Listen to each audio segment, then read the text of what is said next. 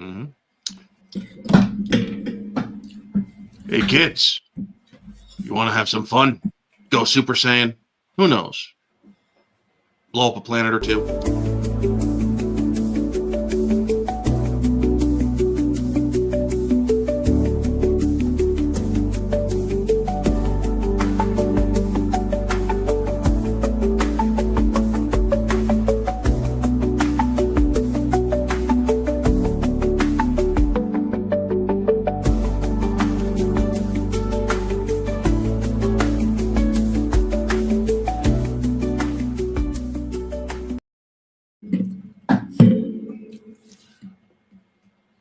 Well, that's kind of embarrassing. I forgot to get rid of my overlay.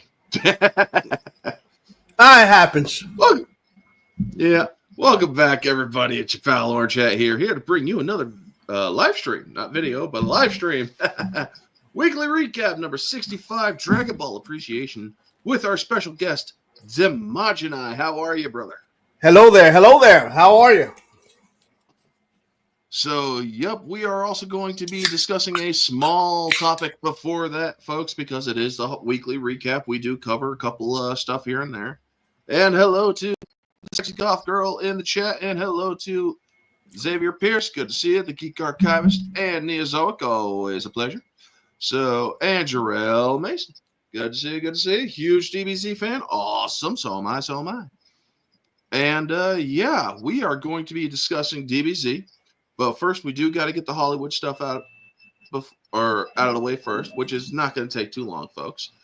It's basically just, well, look at what happened to Snow White, you know? But before we do, what didn't happen to Snow White? Right? It's probably a shorter list. But if you want to support the channel, if you want to help out the channel, folks, simply like or smash that like button, hit the subscribe button if you're new. Turn on the bell for notifications, share the stream, share the content. That's the best way to do it. I ain't in it for the money. I'm in it to inform. I'm in it to help people understand the controversies of Hollywood and maybe, just maybe, change the opinion of Hollywood. It's a big goal, but you never know. You got to dream big if you want to accomplish something. But yeah, other than that, yeah.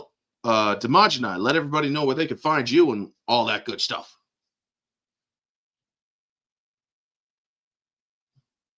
Sorry, I was coughing over here.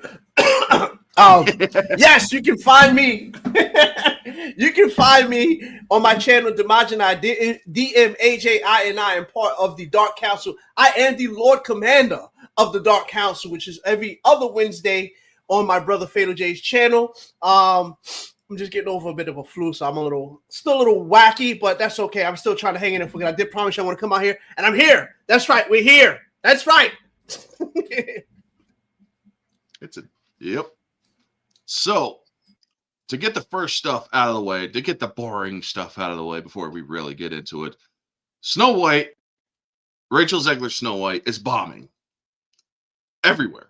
Metacritic, IMDb, Rotten Tomatoes, which we will show you Rotten Tomatoes, but all the people who are all supporters of Snow White are saying, "Oh, it's because of racism. It's because of this. It's like, no, we here do not fault a person based on their skin color. We fault them on their actions, their behaviors." And when she came out and basically shit in the bed of the original Snow White, you know, kind of like Amber Turd. Well, yeah, people kind of didn't like that, you know? I mean, yeah, she could sing. Apparently, she objectively has a good singing voice. That is what I hear. I have not heard her sing, so I don't want to hear her sing. But let's pull this up. This is the all critics and all audience. We don't go by the top and verified here, folks, because, well, I've been here since the beginning of the 2019 Rotten Tomatoes scandal. You know, when they just started seeing, or when they just started defending Disney, and when they started defending Captain Marvel. Do you remember that, Dmajini? Oh, yes, 100%. I definitely do. I remember when they changed the whole They changed the whole system because you know I've been. Yeah. I mean, listen, me and you both been around here since what, like 2017 when this really started kicking off. When it was the Fandom Menace. I remember back when this whole section of the internet was called the Fandom Menace. But yeah, I remember they changed that. As a matter of fact, I was actually just talking about this in my stream before this, where that time that happened, it was the whole Alita versus Captain Marvel thing. And I remember I went to see Alita like 4 times because I was on that ish right then. I was like, yeah, I'm gonna push Alita because I like Alita, right? But yeah, they definitely changed. I mean, look, listen, Rotten Tomatoes to me is more or less like a litmus test. I don't go by anything off of that. It's just a good snapshot because you still kind of get a good snapshot because 9 times out of 10, what you're looking at is if the critics say it's bad, it's usually good. And vice versa, you know what I'm saying? That's usually how you gauge it. But in this case, when they usually kind of agree, that tells you something. Yeah. I mean, the all audience actually has it like up at 74. Let me take a look at the all audience or verified audience rather. The verified audience, 74%. By the way, folks, back during 2019, before the Captain Marvel stuff, there was no such thing as a verified audience. Correct. There was an interested and not interested section. Correct. It wasn't a review bombing section. It was a merely interested and why are you interested and not interested and why are you not interested. And when Brie Larson started running her mouth and kind of sounding a bit misandrist, meaning for those who you don't know, I'm pretty sure everybody here knows, but misandrist is basically the gender opposite of misogynist. Misandrist is hatred of men. Misogynist is hatred of women or disdain for women. But Brie Larson basically. First, on a side note, sorry, I don't see how you can hate women. That's just stupid to me. I mean, it really is. They're the most beautiful. Really. They're the most beautiful beings in the universe. I don't know how you can hate women, but I mean that's besides me. Yeah. But she came across as a bit misandrist, and well, people started hitting that not interested button. And it got down to I think like 21% interest level. And well, Disney freaked out. They called up Fandango because the guy who owns Fandango used to work for Disney as one of their higher ups. And he cancels the button. He cancels. He's like, tear this entire site down now. And so they, over the next 8 to 10 hours, they do an overhaul. Interest, not interest level gone. Or sections gone. Now there's a verified thing. Now, the verified, folks, is basically you buy your ticket at fandango.com or on wherever, and that's it. Except I live out in the middle of the freaking mountains in the Adirondacks.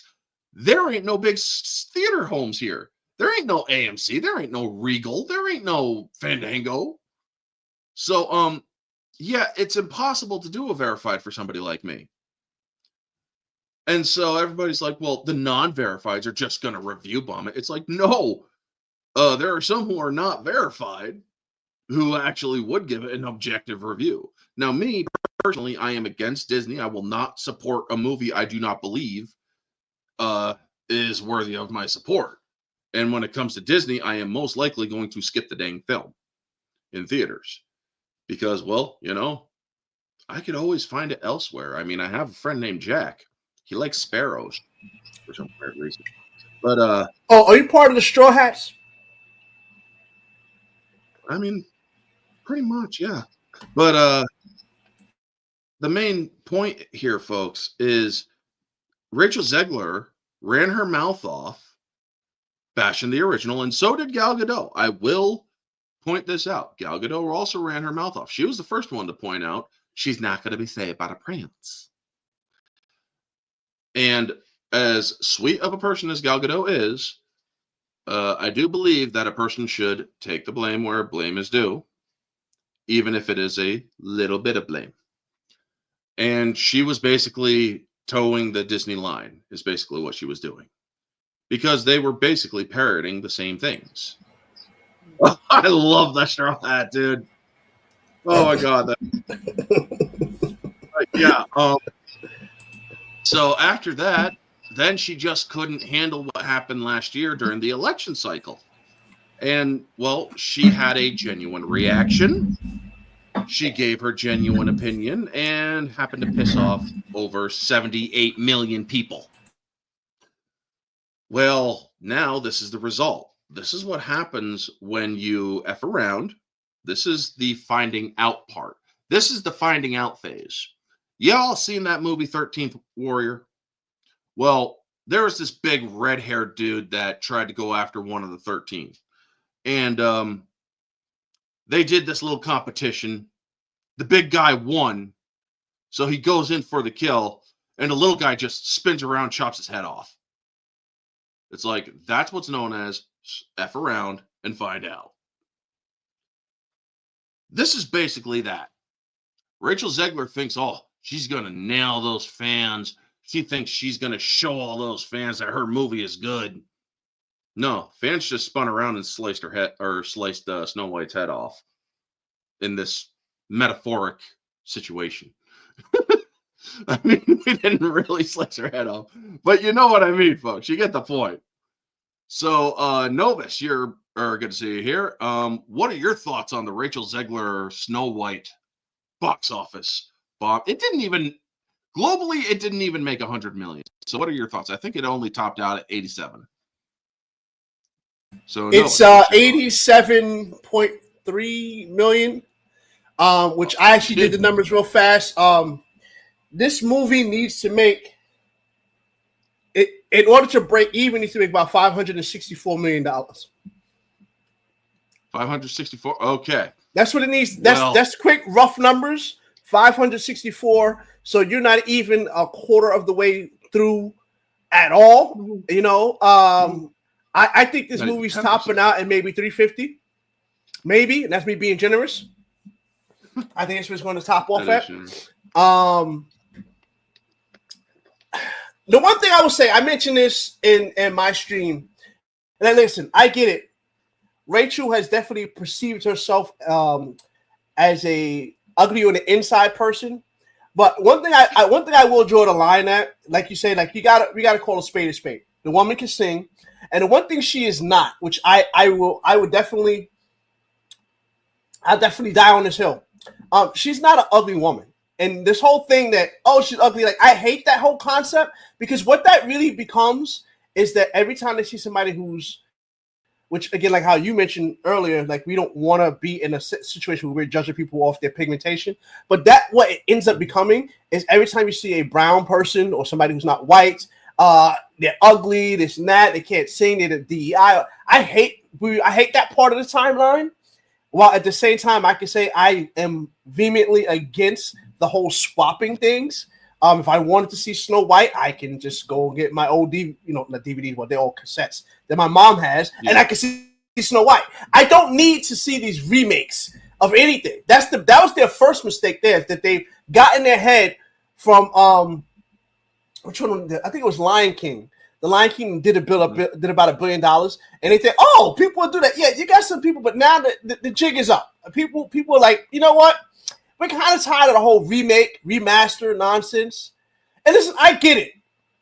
So, in regards to like maybe a video game that might work. Like, okay, maybe I have an old school game. You could just maybe update the graphics, whatever. Like a perfect example is they had a Street Fighter 2 HD remix. Was literally just the same game, and they just made the graphics better. When I hear remake or remaster, that's what I expect. I want to see the same damn thing with maybe a nice fresh coat of paint on it. But when you start touching things and rearranging things and doing this and adding that or modern audience this, you lose me.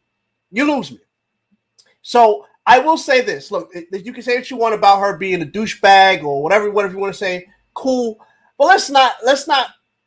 I'm not about this. Like, there was a thing that I had on Twitter where, like, her having back hair. I'm like, dude, tell me you've never been around a woman, especially a Latina woman, without telling me you've never been around a woman. Like, come on, bro. Everybody has hair on them. And first off, I wouldn't want a woman shaving her back. Listen, in certain places you don't mind a woman shaving maybe her legs, her armpits, and maybe she wants to groom downstairs a little bit. That's cool. But your back, like, I'm not expecting a woman to be like, oh, I'm going to shave my back. Come on, man. Come on. So that's just, sorry. Hey, dude, we're basically uncensored here. But yeah, the thing is, I saw a little bit of that on the Facebook, and I'm like, you guys are really going after her because of back hair? I have back hair. They lost me with that. Listen, you can't see it a lot, but I mean, listen, everybody has a little hair on them, okay? Some people have more than the others, but everybody has hair. All right.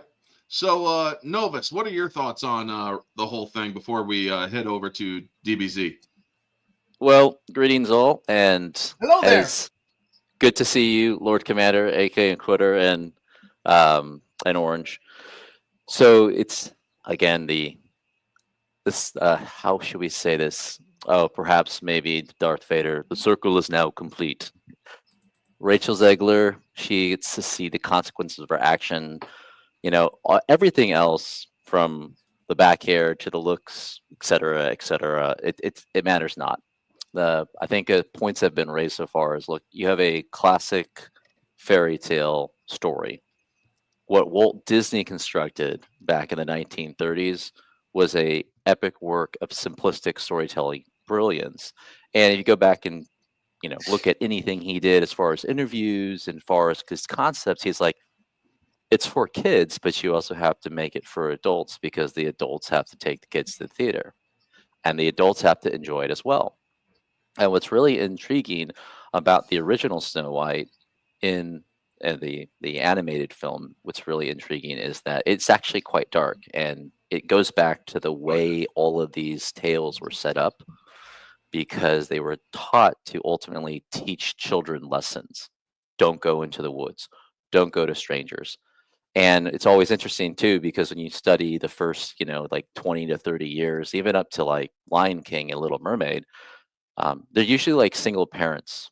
So it's either it's usually like the mom and then the dad's not in the picture. It's the dad and the mom's in the picture. So here with Snow White, perhaps maybe the evil queen, if she's quote unquote evil by today's standards, perhaps some sort of stepmother guardian.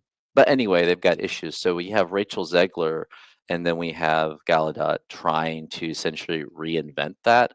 And we've seen basically the seeds that they've planted for, I think, has it been 2 years? Basically, Orange? 3, yeah. Yeah, 2 to 3 years. We've seen them try to do it their way, but they attack the very fan base that is critical to bring something like this profitability.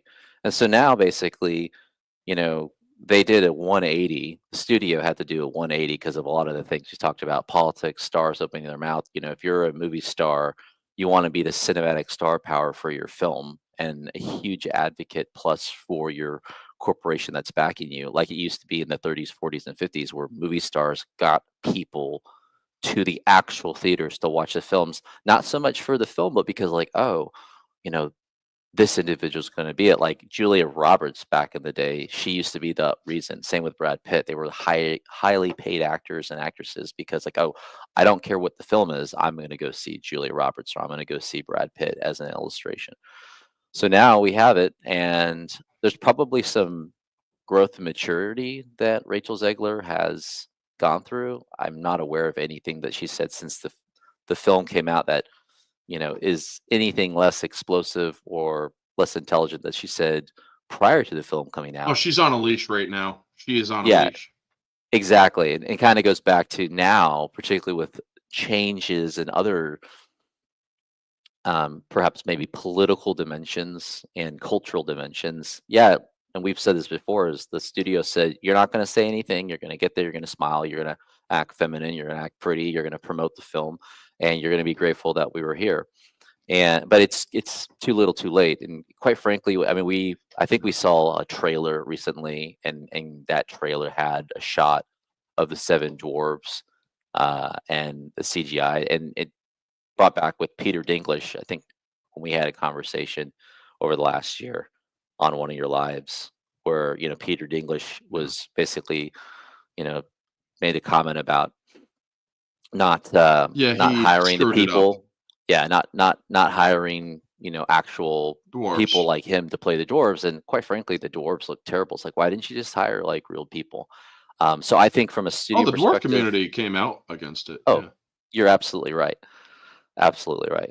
I think that the studio probably reflects on a number of mistakes just from a technical standpoint of this film. Like honestly, you have Snow White that's been made multiple times across different you know film studios and different countries. But then you had Snow White and Snow White the Huntsman, which kind of developed the role of like the relationship Snow White and the realm. I don't really see anything new with ultimately what this film came out. And with the Rotten Tomatoes, yeah, the points are dead on. Rotten Tomatoes used to be a much more independent platform where you can kind of gauge. Then you find out who owns the platform and how it kind of gets sucked up into corporate, and it becomes almost a tool to tell people like, oh, look, all the critics, Rings of Power, for example. So our thoughts on Snow White is hashtag go the real evil queen. Snow White's kind of dead, and I think we might be seeing the end of these type of Disney remakes because even it's kind Sorry. of like with Lord. Yeah, hey Ambassador, welcome. But like with Hi. what the Lord Commander said is, if you're gonna do a remake, there's so many films that could be remade just because they didn't have the technology. Like you take one of those good old Ray Harryhausen films like Sinbad, or you take one of those Jason and the Argonauts, and it was done with the claymation, which is fantastic and fine. But if you're going to remake something like, okay, we didn't have the ability to make the special effects because we just didn't have the technology. Now you go back and remake it. But even when they try to remake that, it's like just literally take the script and redo it. Instead, it's, well, how can I, as a director or studio, put my own spin on it? It's like fail, fail, fail. And yes, you did mention our beloved Brie Chi, Larson. Brie Cheese indeed. So yes, shout out to the cheesy Brie as well. If you're listening, you should come on board. Thanks. All right. So I want to answer this one question really quick. Sorry, Ambassador, we're skipping your idea or your thoughts on Snow White because we do got to get to the DBZ thing quick. No, it's fine. It's okay. I've already kind of shared my thoughts, so yeah. I just wanted to say one thing, but go ahead and say your piece, and then I can comment real quick. Or make it, or if you can, make it quick. Well, Novus mentioned doing remakes. You mentioned Jason the Argonauts, Voyages of Sinbad. They did do a remake of Clash of the Titans. And I will say, I seen the original 80s version that did have the Ray Harryhausen stop motion effects. And I seen the new one that they did that had Liam Neeson and Ray Fiennes and Sam Worthington. You're the son of Zeus. And I will admit, it had some charm to it. I did enjoy it, but the sequel was kind of unnecessary.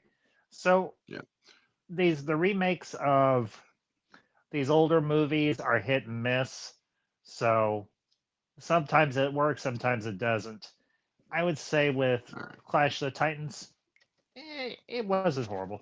But that's just my thoughts. Go ahead, we can move on. That's all I had to say on that. So this one question that was off topic by Neozoic, I'm going to sum it up quick and easy. Thoughts on Looney Tunes getting sold off by Warner Brothers? Nobody's going to be able to take away from what we grew up with. It was great stuff. We'll always have memories of it. Unfortunately, the world has moved on from what was indeed exceptionally great comedy. Now, yes, Foghorn Leghorn is indeed, I actually had to look this up, was indeed based on a more racially insensitive time, but still, a lot of those cartoons were, but that was kind of the charm. Yeah. I mean, my mom, I had a ton of those things growing up, as far as, I'm about to say DVD, but we're talking VHS back in the day. I had tons of those as a kid growing up. We still watch some of those things. Like, if I watch some of the things, like, I'm like, wow, that's actually really racist, but it was still hilarious. You know what I'm saying? It's like, right? Like the way Bugs Bunny always used to say Arab, he used to call them Arabs. I'm like, bro, that is crazy. Bugs Bunny was crazy back in the day. Well, not to mention you had Yosemite Sam play Ahab the Arab in one of those shorts. Yeah. Careful, trigger warnings are approaching. Careful.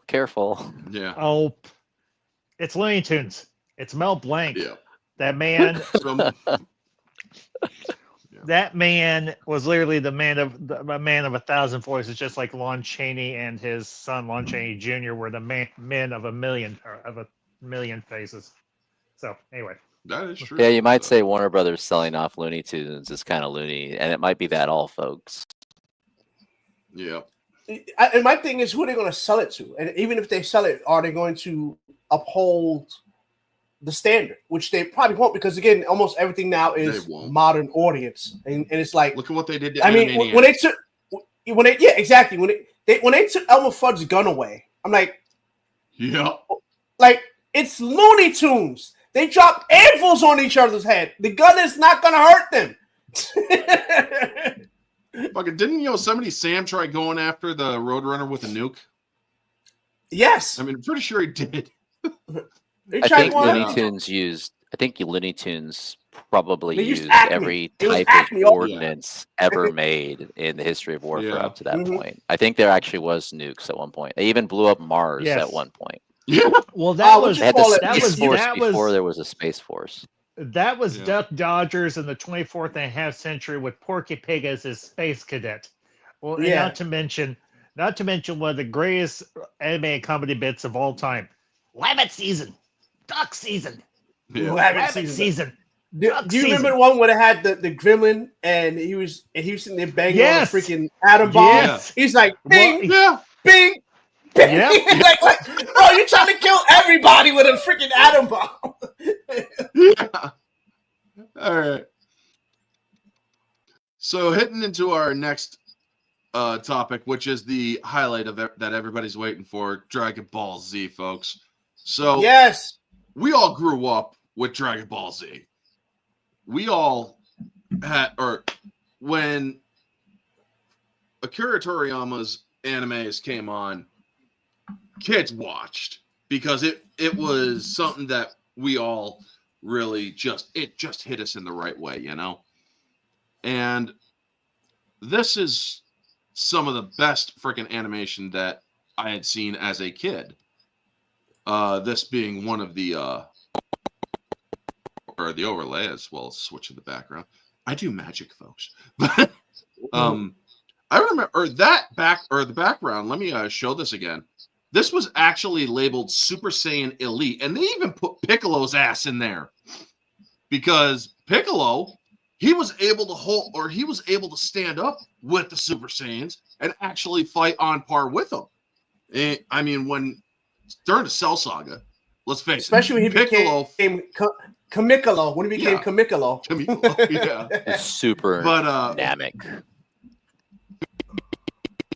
During the first season, which it was the fight with Raditz and Goku dies and Vegeta and Nappa are coming, they really didn't hold back. It was still the older Dragon Ball animation, which you could tell how they evolved as time goes on. It really has evolved their art style and whatnot. Remember how Vegeta had reddish hair?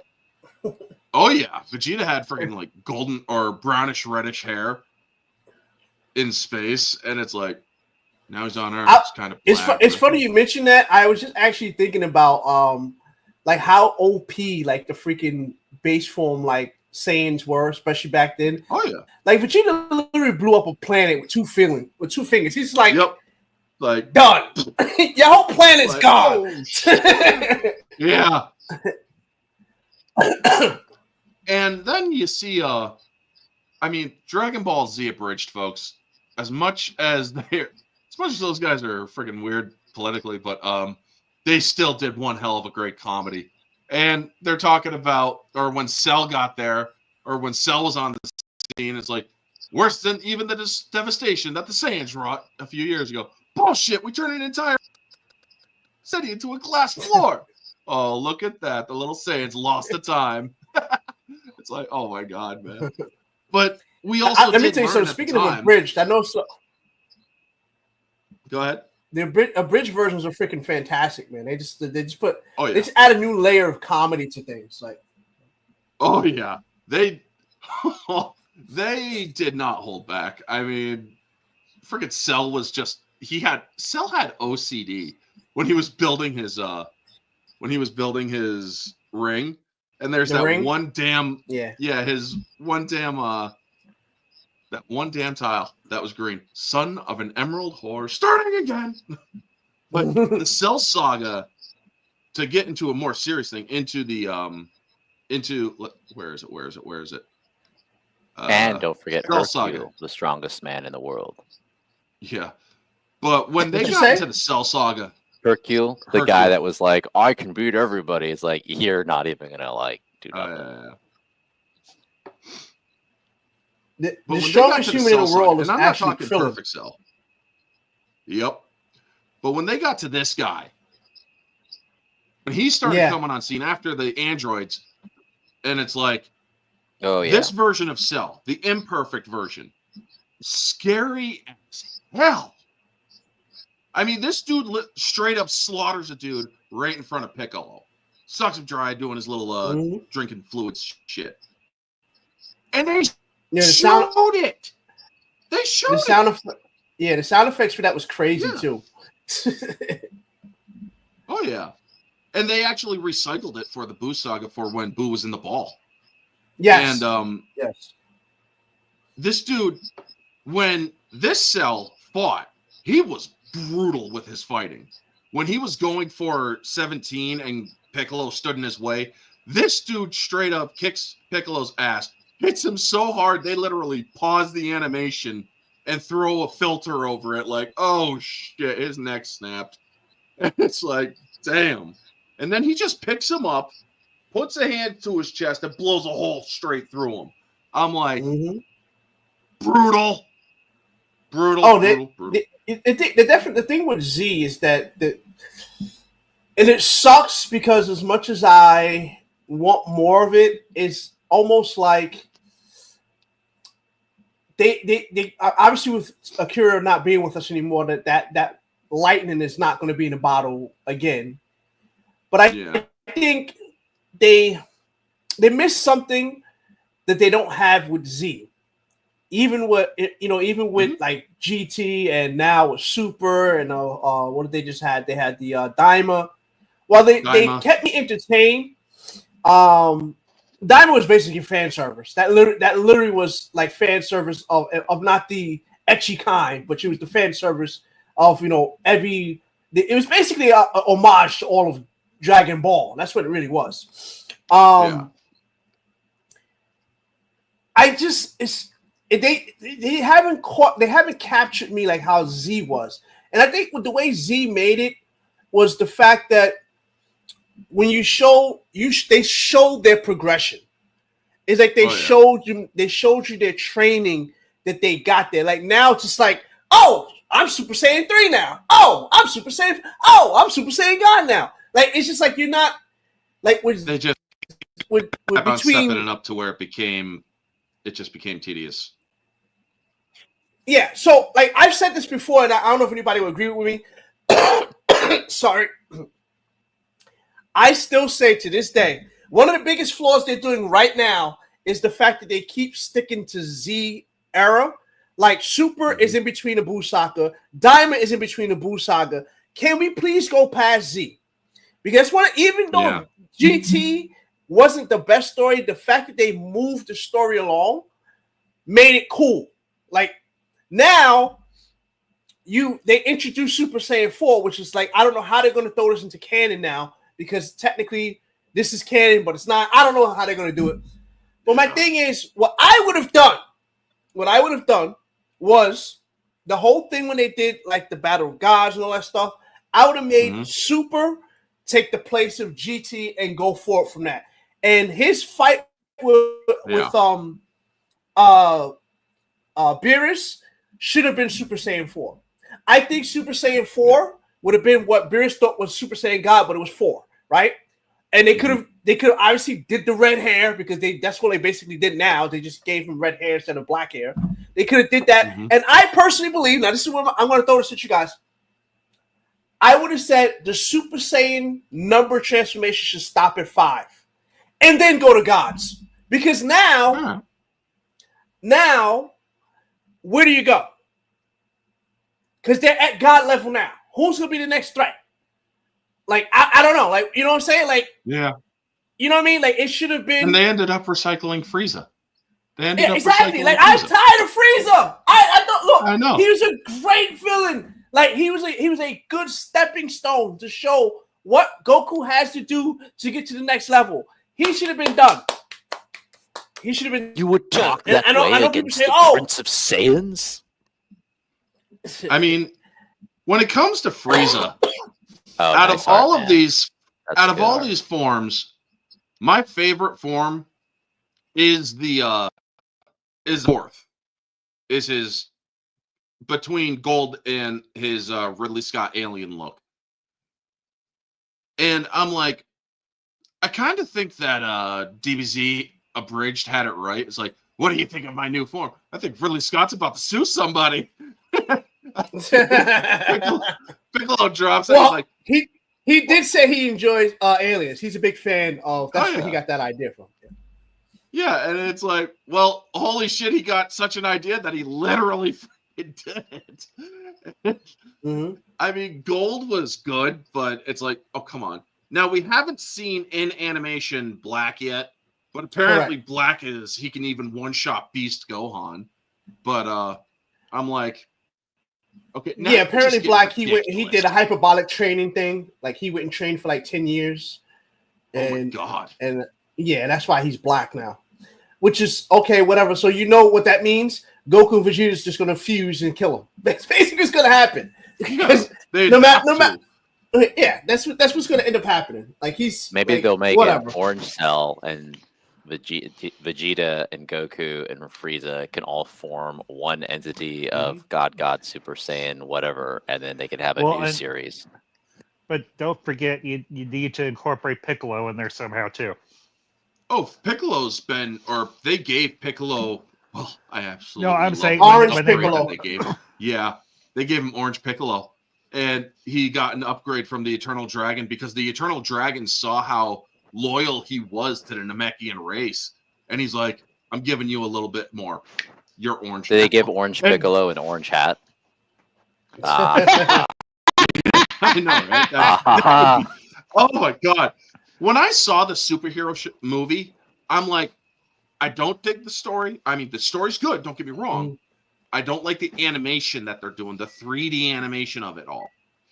Orange Piccolo, fucking balls. I love it. I love it. Or they actually confirmed he is on par with Ultra Instinct Goku. So when he goes orange, but the thing is, the story wise, Pan, when they started doing Dragon Ball Super, she started flying as a baby. And so it's like she went up into the atmosphere as a baby in one of those episodes. And I'm thinking to myself, why is she struggling flying in the movie? Doesn't make sense. And people, I put that up on Twitter on one of my now defunct accounts. And people just lit into me as like, you're taking it all too serious. Like, no, man, I am a fan of this stuff. And if you're going to do this stuff, you got to do it right. You can't you can't afford to be inconsistent with that. Well, that's but one getting of the, back one to of, DBZ. That was one of the problems with like in regards to Akira, because he always forgot stuff. Like that's normal. It's not like they over there. It's not like they're so hell bent on keeping continuity. Like it's not like here where you have like a whole continuity master or whatever. Like even simple things like with Trunks, like when they brought him back, his future self had purple hair and regular Trunks had blue hair like Bulma. You know what I'm saying? Like it's like they simple things like that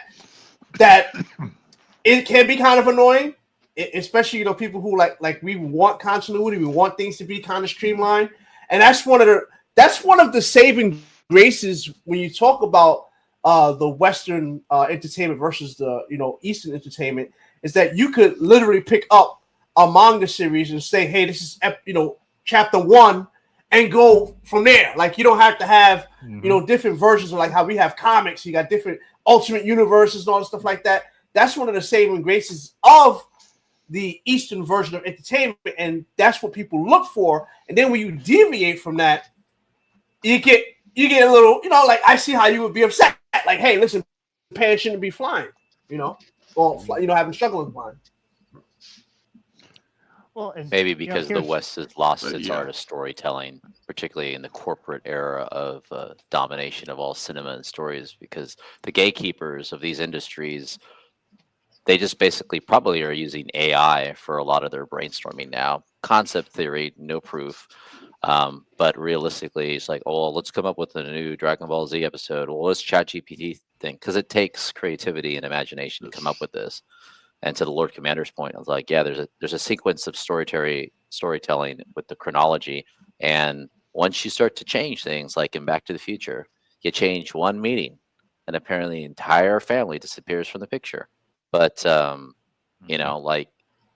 get to the Super Saiyan God and the Namek God and Frieza.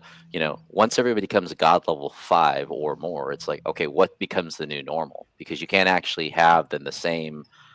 Correct. I remember watching the very first Dragon Ball Z, on the Cartoon Network, and it was the episodes where you've got pre-Super Saiyan, where Vegeta arrives and he's like really powerful, prospectively, but you don't know that because you're watching it, and it's like nobody can beat him, and Goku has to take like 40 episodes to finally get to the ability to change his hair and throw a punch, and then they don't even let you see the punch at the end of the episode. They say next time on Dragon Ball Z.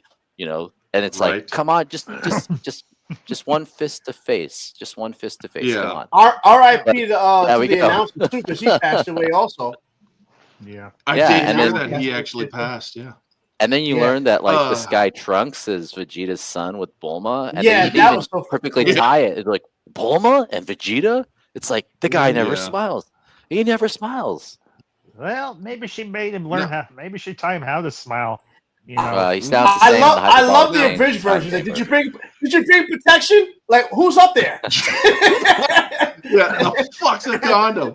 But there's a comment in here about Super Saiyan 4 that was interesting. Or SS4 should have been an ultimate Super Saiyan leveling branch. I actually have a theory that ran before Daima freaking brought in Super Saiyan 4. Super Saiyan 4 to me, because it looks so radically different from the blonde-haired Super Saiyan look or levels 1, 2, and 3. Super Saiyan 4 to me is what I would actually call a perfected evolved Saiyan. Because if you think about it, what does it require? It requires the Saiyan to have their tail.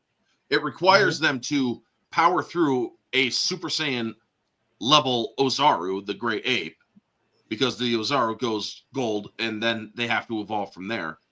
So they are basically transforming from the Ozaru to the Super Saiyan 4. But if you think about it, their hair goes back to black. Their body is covered in fur, which was their original, more basic, the more primitive Saiyans from old filler episodes. And their hair is a lot more, more primitive. And yet they are also more serious. Goku was a more serious fighter when he was in Super Saiyan 4. Yes, there was a couple of silly moments here and there. But because of the radical difference in look, I always found it was more of a perfected, evolved Saiyan. Where this is literally the absolute, or it's like an evolution of Pokemon. You got your Saiyan, your Super Saiyan, and then your perfected Saiyan. Mm-hmm. So this is probably the old school mistranslations back in the day, because back before we had standards for the localization. You do remember way back in the Tsunamis thing that as King Kai was explaining the Super Saiyans, he said the Super Saiyans could only be Super Saiyan in the Great Ape form, and they got so strong that they blew themselves up, basically like that. So honestly, I have not watched the actual Japanese version of what that story is supposed to be. But when you take that and you combine that to what they did with GT, that kind of is like they were paying homage to that, where he did turn to the Great Ape, but in gold form, but then kept the intelligence of the base form. That's basically what Super Saiyan 4, like you say, perfected Saiyan. Like I said, I just wish that they would have went 1, 2, 3, 4, 5, and their 4 would have been what Beerus was looking for as the god, right? And then he realized that I have to have my tail to, retain the power of a Saiyan god, and then from there move along. And then, like when they fight Moro or Black Frieza, he learns Super Saiyan 5. But like I said, one of the things that needs to happen, which I think they really need to get back to this, is showing the work. Like, it's cool, the fan service seeing, like, don't get me wrong, I was super hyped when Vegeta got Super Saiyan 3. I was like, that's awesome. Like, I'm so glad they gave my some shine. But at the same time, it's like, oh, he's been training a lot. Yeah, it's been like 3 months between the Buu Saga and Daima. So for 3 months, he was able to get this new form.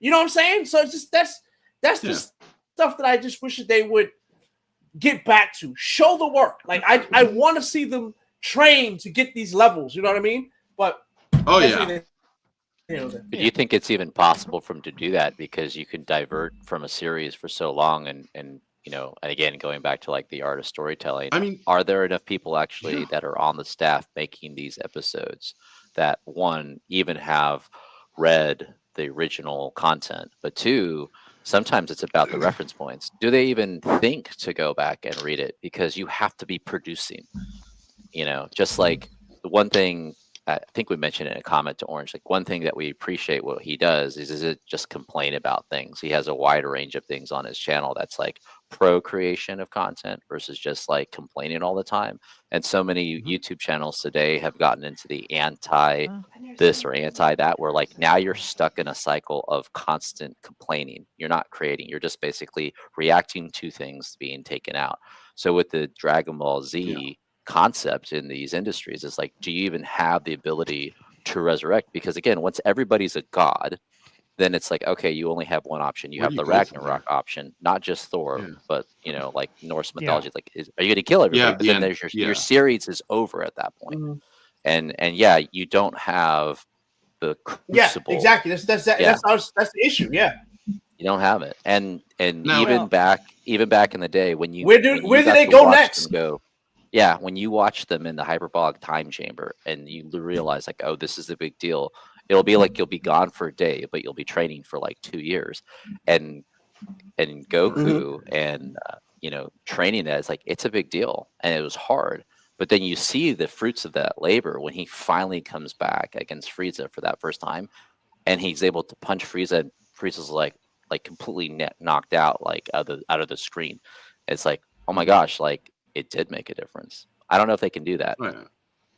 Well, that's the thing. They've actually gotten away from, and this is actually something that used to be a big deal with Saiyans. Once they heal from near death or even are revived from death, they get the power boosts. Yes. That's fallen away. A Zenkai boost. The Zenkai boost. That's actually fallen away from the story in Super and whatnot, because it's like, well, they're freaking gods now. So, what else is there? Now, I do also want to go to a more, everybody, when we talk about Super Saiyans, there was the Broly movie, the original Broly movie. And everybody gave that so much crap because it's like, oh, he's literally pissed off because Goku cried. It's like, if you look at it from the more... He's crazy! ...aspect. He's crazy. He went insane from it. He went insane from it. It's because not only that, awake. Not only that, the other part that they missed, which again is just part of being, watching it from basically the beginning. Yeah. The point is that the Super Saiyans were crazy. That's why they didn't last long. At least in the legend of what King Kai was saying, they were crazy. That's why they blew themselves up, because they couldn't retain. So him being insane makes sense. I actually like the Kakarot. I love that, because he's crazy. He's supposed to be crazy. He also found a target for his insanity. Absolutely excellent. the wonderful bit about it Say it again. is that Novus. No, I was saying that was excellent. Kakarot. Yeah. The brutality of Broly. I mean, when he like grabs their heads and just starts smashing them through buildings, and I'm like, dude, that's what we need to see. And the wonderful thing about the Broly movie is that this was a Saiyan. They're all Super Saiyans and they're all powered up and fighting and whatnot. They're getting their asses kicked. This dude is just hamming them. It's like, funny. You guys are fun. I'm going to have an incredibly fun time kicking all your asses. And it's just like Vegeta just tries hamming it up. It's like, I'm the ruler of all Saiyans. Oh, okay. Make me kneel. And then he just craters him into a building, and it's like, yep, next. Broly jumping on him like a brutality that I trampoline really was love. like crazy.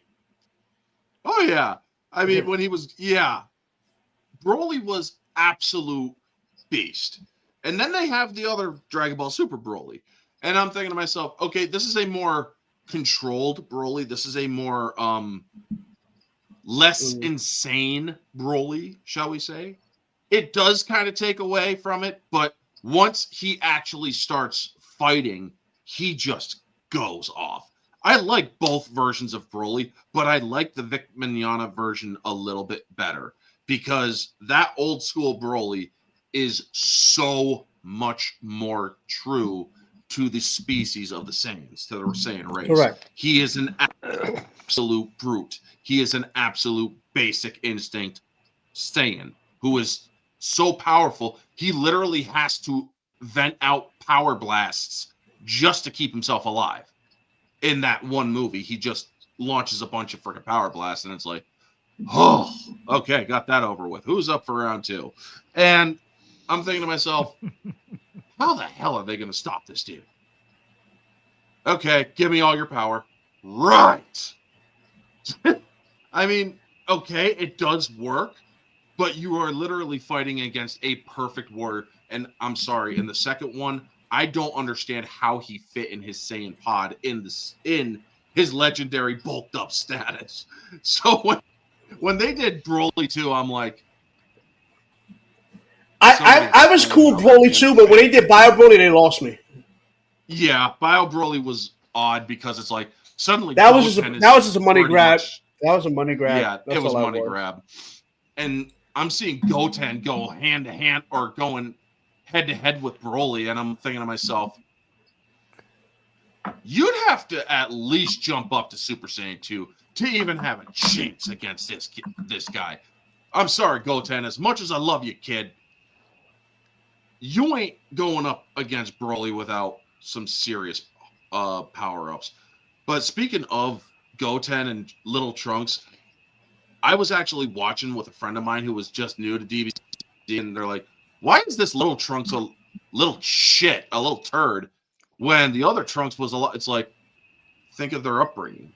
Future Trunks from the Android saga did not have the luxuries. He grew up during the androids, or in a future where the androids basically destroyed the planet. It was an apocalyptic nightmare, where this one didn't have that future, didn't have that timeline. He was a spoiled brat. So yeah, there's definitely a key. So I will say this. I will say he was spoiled, but I don't think he was a complete spoiled brat because of the fact that Vegeta was hard on him. I think that's So because he did have his father there to like push him, but at the same time, it wasn't like a necessity. So in that respect, like when he had the androids, it was a necessity for him to be strong. This one's like it's more of a luxury for him to be strong. So you know what I mean? So I wouldn't say he was completely spoiled because I mean, listen, dude says, look, if you can punch me in the face, I'll take you to the mall. I mean to the theme park. And then he punches him in the face and he punches him back. he's like, well, I didn't say I would punch you back, now did I? He says, try your dreams to go to the park. That was such a great moment. He's like, well, I didn't say I wouldn't hit you, now did my Trunks? Yeah, but dry your tears, we're going to the park. Okay. But then you see Goten Goten is truly a freaking rarity, man. This is a kid who went Super Saiyan without rage. He actually was just like the training Yoda. with his mom. He was just training with his mom. And then suddenly he just felt that boost and went Super Saiyan. And I'm like, this kid didn't get pissed off at all. I mean, maybe a little irritation that he was getting his butt kicked by his mom, but that ain't enough to drive him into that transformation. And think about the freaking what do you call that? The story progression with Chi-Chi, where she's like, listen, I gotta train my son in case anything happens. Yeah. She wouldn't do that with Goten. I mean with Gohan. Gohan, like, no. do your books, boy. Get to the books. Oh. Yep. Hit the books. And you know what? You know what's funny though? Speaking of Gohan, Gohan's my dude. And I wish like they could actually play around with Gohan so much to make his intelligence be a factor in the fact that he's getting stronger. More to the point, when they had the Super movie and he goes beast mode, right? They should have actually, again, this is why I say they need to show the work. Mind you, in that story, he was saying he was doing studies on certain bugs where he was seeing like the fact that the Saiyans are there, they are they're changing the environment or whatever, and the bugs are like getting this like power up, I guess because of the Saiyan DNA flowing around or whatever. They should have made Gohan be like, listen, while I am a powerful fighter, I'm not strong as my dad. I need to use my intelligence to make things better and use science to give him this new boost. You know what I'm saying? Like him being smart should be the fact of how he could go beast mode. Like, the fact that he was studying how the Saiyans being on Earth and their transformations having an actual effect on the environment is how he's able to tap into this beast mode that can actually keep up with God mode. You know, stuff like that. Oh, yeah. But no, he's just smart and he's just in the books and he doesn't train right and whatever. I hate what they did with Gohan. I really do. Because he had the potential to be that dude. Especially when he's Mystic Gohan. Yeah. And I would say Mystic, I know it's not the right term, but Mystic Gohan sounds way cooler than Ultimate Gohan. I'm just saying. Yeah. Mystic Gohan. It does sound better. And Gohan Beast, it's like, I think that I wish they would have done a little bit of a scientific element like he was, because Beast is just so far out there away from Super Saiyan.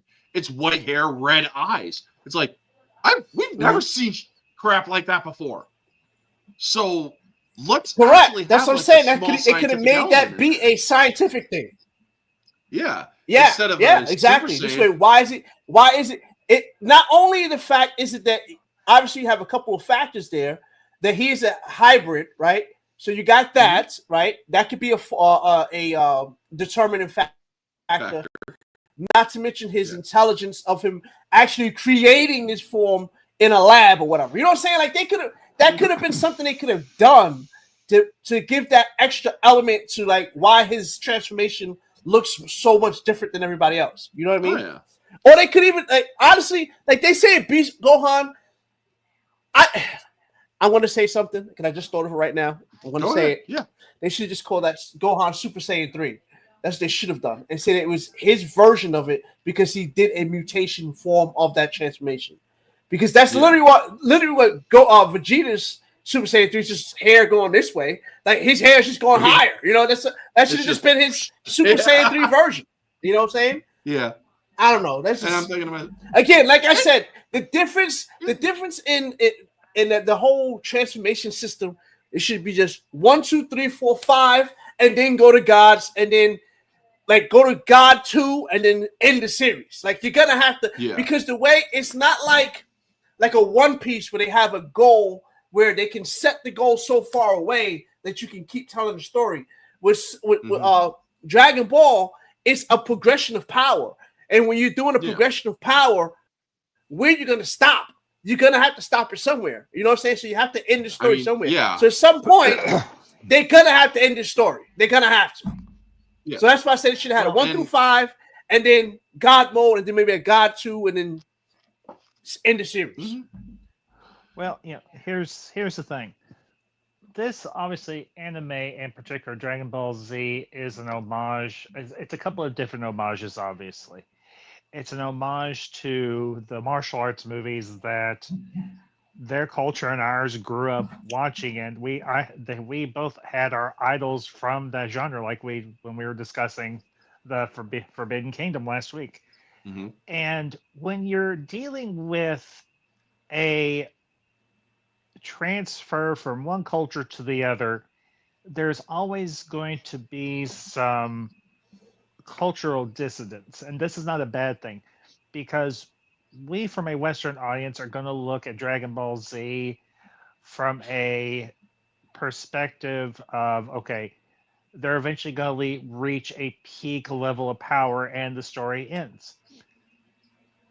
In a way, the over in Japan and so on, they, I don't want to speak out of turn here, but they don't necessarily see it that way because it's not so much the journey and the accumulation of power or the perfection of power that they necessarily may be interested in. It's the fact that, and this is something that's true with us as well over here in the West, we grow a connection with these characters. We grow to have an appreciation. We resonate with them. We relate to them. We have a love and a respect for these characters, whether it's a hero or a villain.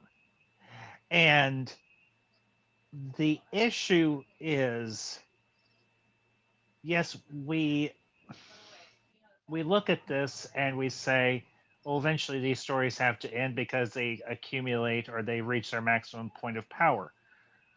But to a different mind, we say it might be said that, okay, yeah, they may have reached their ultimate level of power, but what other stories can we tell that don't focus on them just accumulating power? But there's the other issue as well. When do you reach the apex villain? And I would say with the introduction of the gods of destruction like Beerus and so on, you have almost reached, if not have reached, that apex character, whether you regard the gods of destruction as a force of evil or simply a force of nature that must exist as a cosmic constant, kind of like the pantheon of cosmic beings within the Marvel and the DC universes. All right. Yeah. Yeah, I guess when it came to, I'll just throw in go just ahead. one quick point, based upon what everyone has said as well is, and I think that was a great point, Ambassador. It's just like you can have once you have the culmination and the climaxes of where each of these groups can go, and then where does the universe go with the art of storytelling or lack thereof in the West versus Eastern storytelling. You know, where does the sidewalk end? Ultimately, when does Dragon Ball Z climax the point where like you've expended all these arcs and you can go no further, not because you couldn't keep going on from storytelling, but because you run out of creativity to actually keep the corporate cycle churning out content. And at some Exactly. point, again, it's like Yeah. once everybody's a god, an undefeated god and a god of gods, is like, where do you go? What is the challenge that can take this out? Now, maybe you have a new existential threat that threatens to destroy the entire DBZ universe, and then that gets into sort of the Thanos with the whole snap the fingers, where like the entire MCU is threatened by a singular character that appears to be unbeatable. But then there's a new story. But then where do you go from there? So, and maybe you just need to go back and restart the series with the Magnum and just go page by page. But I don't think you can sustain something of this magnitude if you just keep basically trying to level everybody up, because, and it's been brought up too brilliantly by everybody, that part of the fun of watching the Dragon Ball Z universe stories on the Cartoon Network and throughout the different episodes they've made over the last 20 years is the challenge and the way they achieve those climaxes of their power level or of where they need to go. And if that starts to get boring, then it just becomes another thing, and then things don't have much meaning. Yeah, so I was just listening to what everybody was saying there, and it made me think of something. I have to correct myself a little bit, because while there is where do you end this or where you stop, yeah, that is a point. But then I thought about something as you were saying that. One of the things that we do over here on the West is with our comics. Now, mind you, I don't want them to get into the whole multiverse thing, because technically they do have that with the different universes, like in Dragon Ball Z. But to streamline it, they have to learn how to write a story where you can say, okay, we are at these levels. We got to think of it like how do you write Superman? Because Superman in the DC is basically a god, right? And it really nobody can be. I mean, I'm sure you got people like Darkseid and stuff like that, but they kind of don't really touch bases all the time. You know what I'm saying? So that's what they would have to kind of do with Dragon Ball. If they want to keep going, they'd have to make a threat that's out there, kind of like what they're doing with Frieza, which I hate that. But he'd have to be somebody that's like a fly that bothers you, but only comes around once in a while. That's the only way you'd be able to do it, because you'd have to be able to tell that story where you can keep progressing people to have strength. And even think about this, like I'm sitting thinking about that. Like Spider-Man really doesn't have much more power. Sure, they gave him a black suit and stuff like that, but he basically stays the same level. Like he's at his maximum. Then you have to start using his smarts, his wit, whatever he has to do to beat a villain that may or may not be stronger than him. So you'd have to do something like that. So I have to correct myself a little bit. They can keep telling these stories. They just have to get really, really smart with it, and they really have to. If they're going to do something that keep progressing, this is where them having continuity will have to pay off. They have to do that if they want to keep telling these stories and have them progress.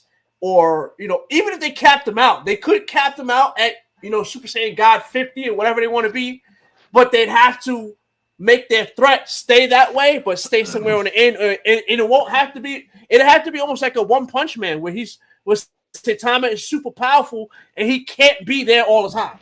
Because it'd have to be about a Goten or a Trunks or a Gohan or a Piccolo or Pan. You know what I'm saying? It'd have to be about them, but then they'd have to be able to make those characters be cool enough to hold up the story by themselves.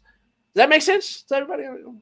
Are you basically saying maybe DBZ needs to do Justice League Dark Apocalypse War, where it's like in the first 5 minutes you're like, what has happened to everybody? Yeah. Which in a way, I feel that is basically a fraction or a fraction of its power that we would get in Orange's redux of the MCU story that he wrote, where it's like, oh my God, what is happening here? The world is no more. But it's like, what do you do? Dark one, Great points, man.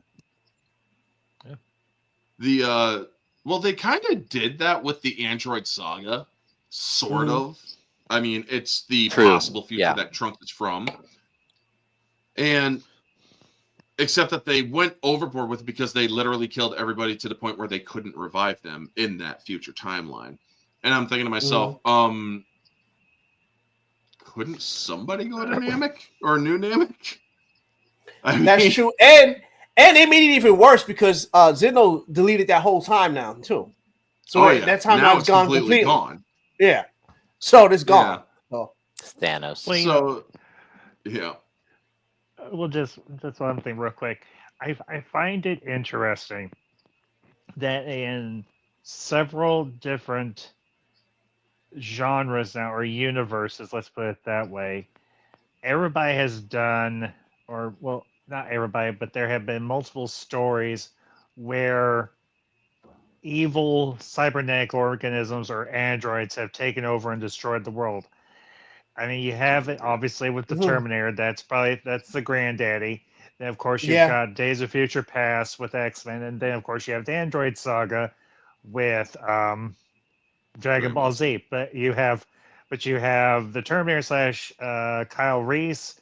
You have Katie Pride / Logan from the movie, which I absolutely love, and of course you have Trunks. I think Go ahead. Sorry, Dmajini. I have to just ask you one more thing. I have to ask you one thing. I'm Sure. trying to see how, because you mentioned the granddaddy. I think the granddaddy of all of the technology turns evil would probably be Metropolis. You nailed it. Remember that You movie? nailed it. We were That's gonna say that. really old. Yeah, Well, like the Yeah, but here's Metropolis. the thing. founding father. Okay, well, here's the thing, though. Metropolis. That's a little old, did though. not. Well, Yeah, no, it's here's old. the thing. It's old. I'm not going to say that. I'm not going to say that doesn't hold a place there. But I'm talking about where you have You want element the time of travel? time travel. Okay, Yes, yeah. Gotcha. where you Yeah, have Okay. an element of time travel where a being or a person from the future travels to the past to change it or accelerate it. In the case of the later Terminator movies, with Terminator 3 and Terminator Zero. No, what was that show? Oh, did you see that? You see that one? Oh The yeah, anime version? Terminator Zero. Terminator Yeah. Zero. Oh, that was amazing. Yeah, I like that. I actually That like was. that. that I did too. It's like I did using too. Matrix I loved stuff. it. I loved it because Well, of course, everybody's it seen the gave Matrix, a- but here's the thing, though: the Matrix it gave doesn't a have new time travel in perspective. it. yeah, Yeah, it gave a new perspective. Oh, But getting back to DBZ, yes, back in the Cell Saga, especially when he transformed or after he got 17, we get to see some of the other Z fighters step up a little bit. I mean, Krillin, he stepped up during the Frieza arc. Yamcha, he kept on getting his ass kicked. I'm sorry, Yamcha, I love you, brother, but you kept on getting your ass kicked, even in the Android Saga when you got an arm through your chest when Dr. Giro was doing the actual salute, as they all are talking about. But then Yeah. but then He Tien did the salute steps right in. through his chest. Yeah. It's like, oh dang. But Power then punch. Tien steps in, and I gotta say, man, when Tien himself gets a freaking when he starts powering up with the tri-beam cannon, and it's like, holy crap, dude. He was actually holding down. He couldn't do squat against awesome. the androids. Yeah. But Him, the tri-beam him cannon, holding semi-perfect cell down was fantastic. That was still an awesome scene. yeah. And it's like, the only way that they actually did really better, a little bit better dialogue-wise, was DBZ abridged. When he's like, you're no android, you're no Super Saiyan, you're just you. Oh yeah, well, fuck androids, fuck Super Saiyans, and fuck you. And then it's like, sure. I'm like, oh, dude, this dude's about to unload. And then he just starts blasting him. It's like, oh, how cute. Sure. It's like, oh my God. But when he was holding it back, I'm like, try beam cannon.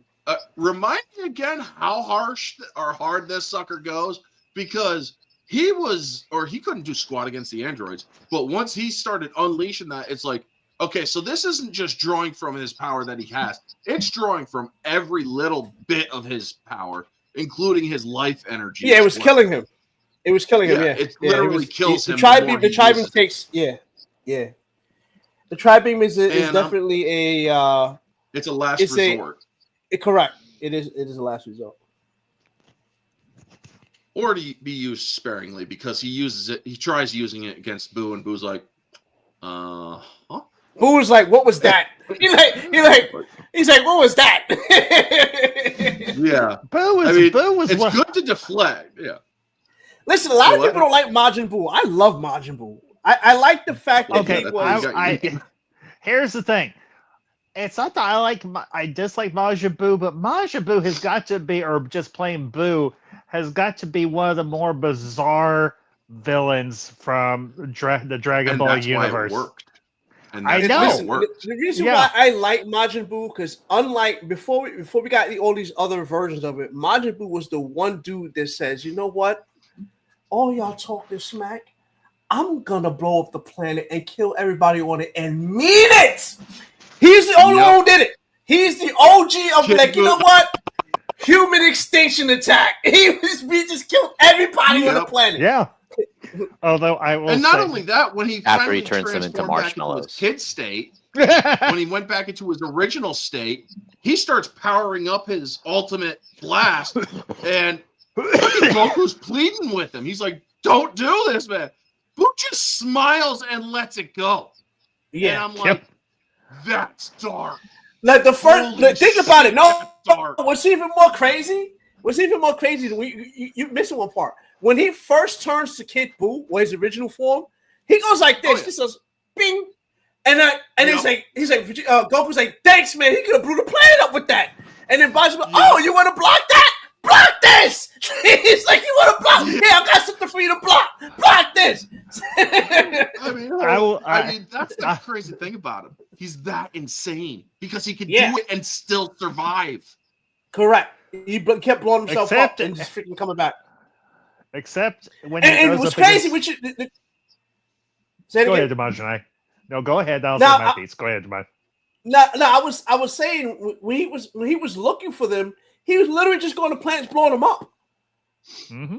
He just going to one planet blowing up. Oh, it's not there. Oh, blow it up. Go up, blow it up. And then he just blowing planets up for no reason. I'm sorry, my friend. That again? Except for when he goes up against Kirby, and Kirby actually wins.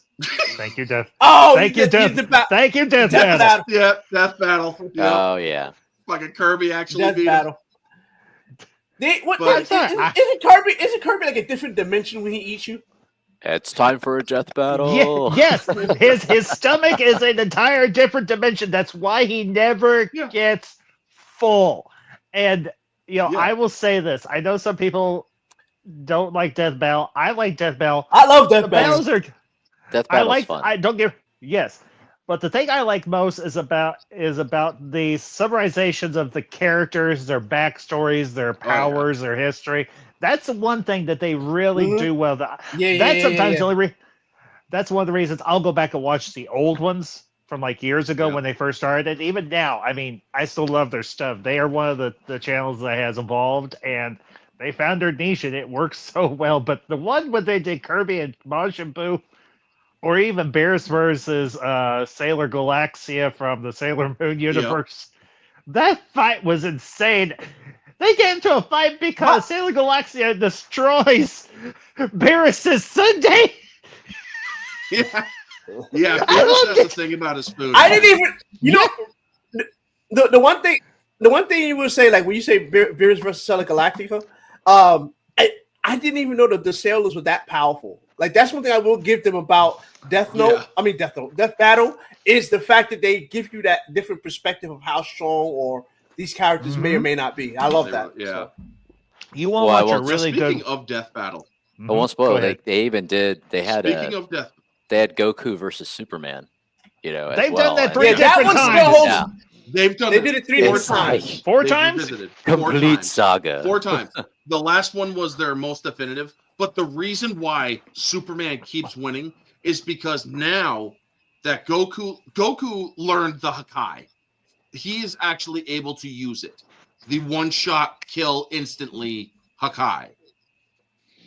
And yet now, because they knew that Goku was getting that move and had that move, they put a little stipulation in the comics that Superman can't be erased like that because literally the God of the universe, God himself, said, we can't allow him to be erased. And I'm thinking to myself, you just put the ultimate freaking...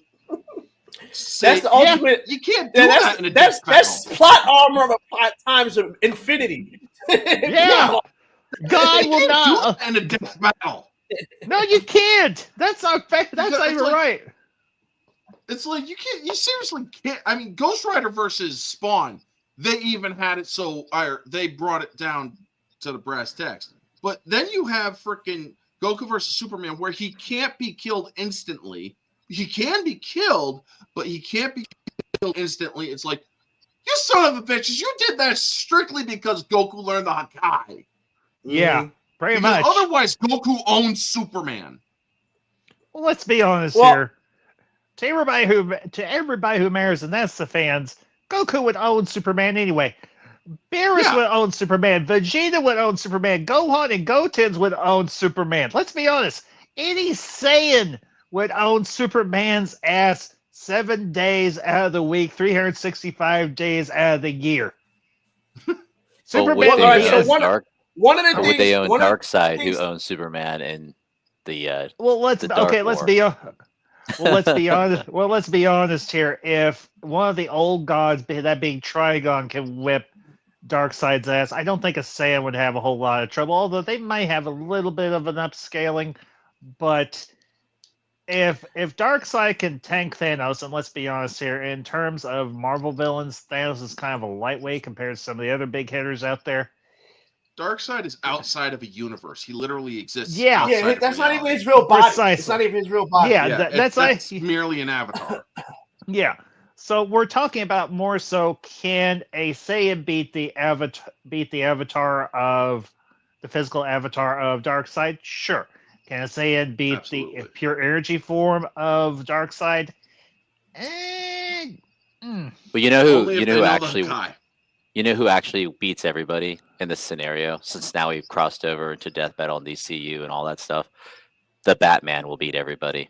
Sorry, I'm just gonna go with it. Batman, the Batman wins. Batman say- could I have was a gonna million say- years. If- Batman could have a million years of prep time, and he still wouldn't be able to handle a Saiyan.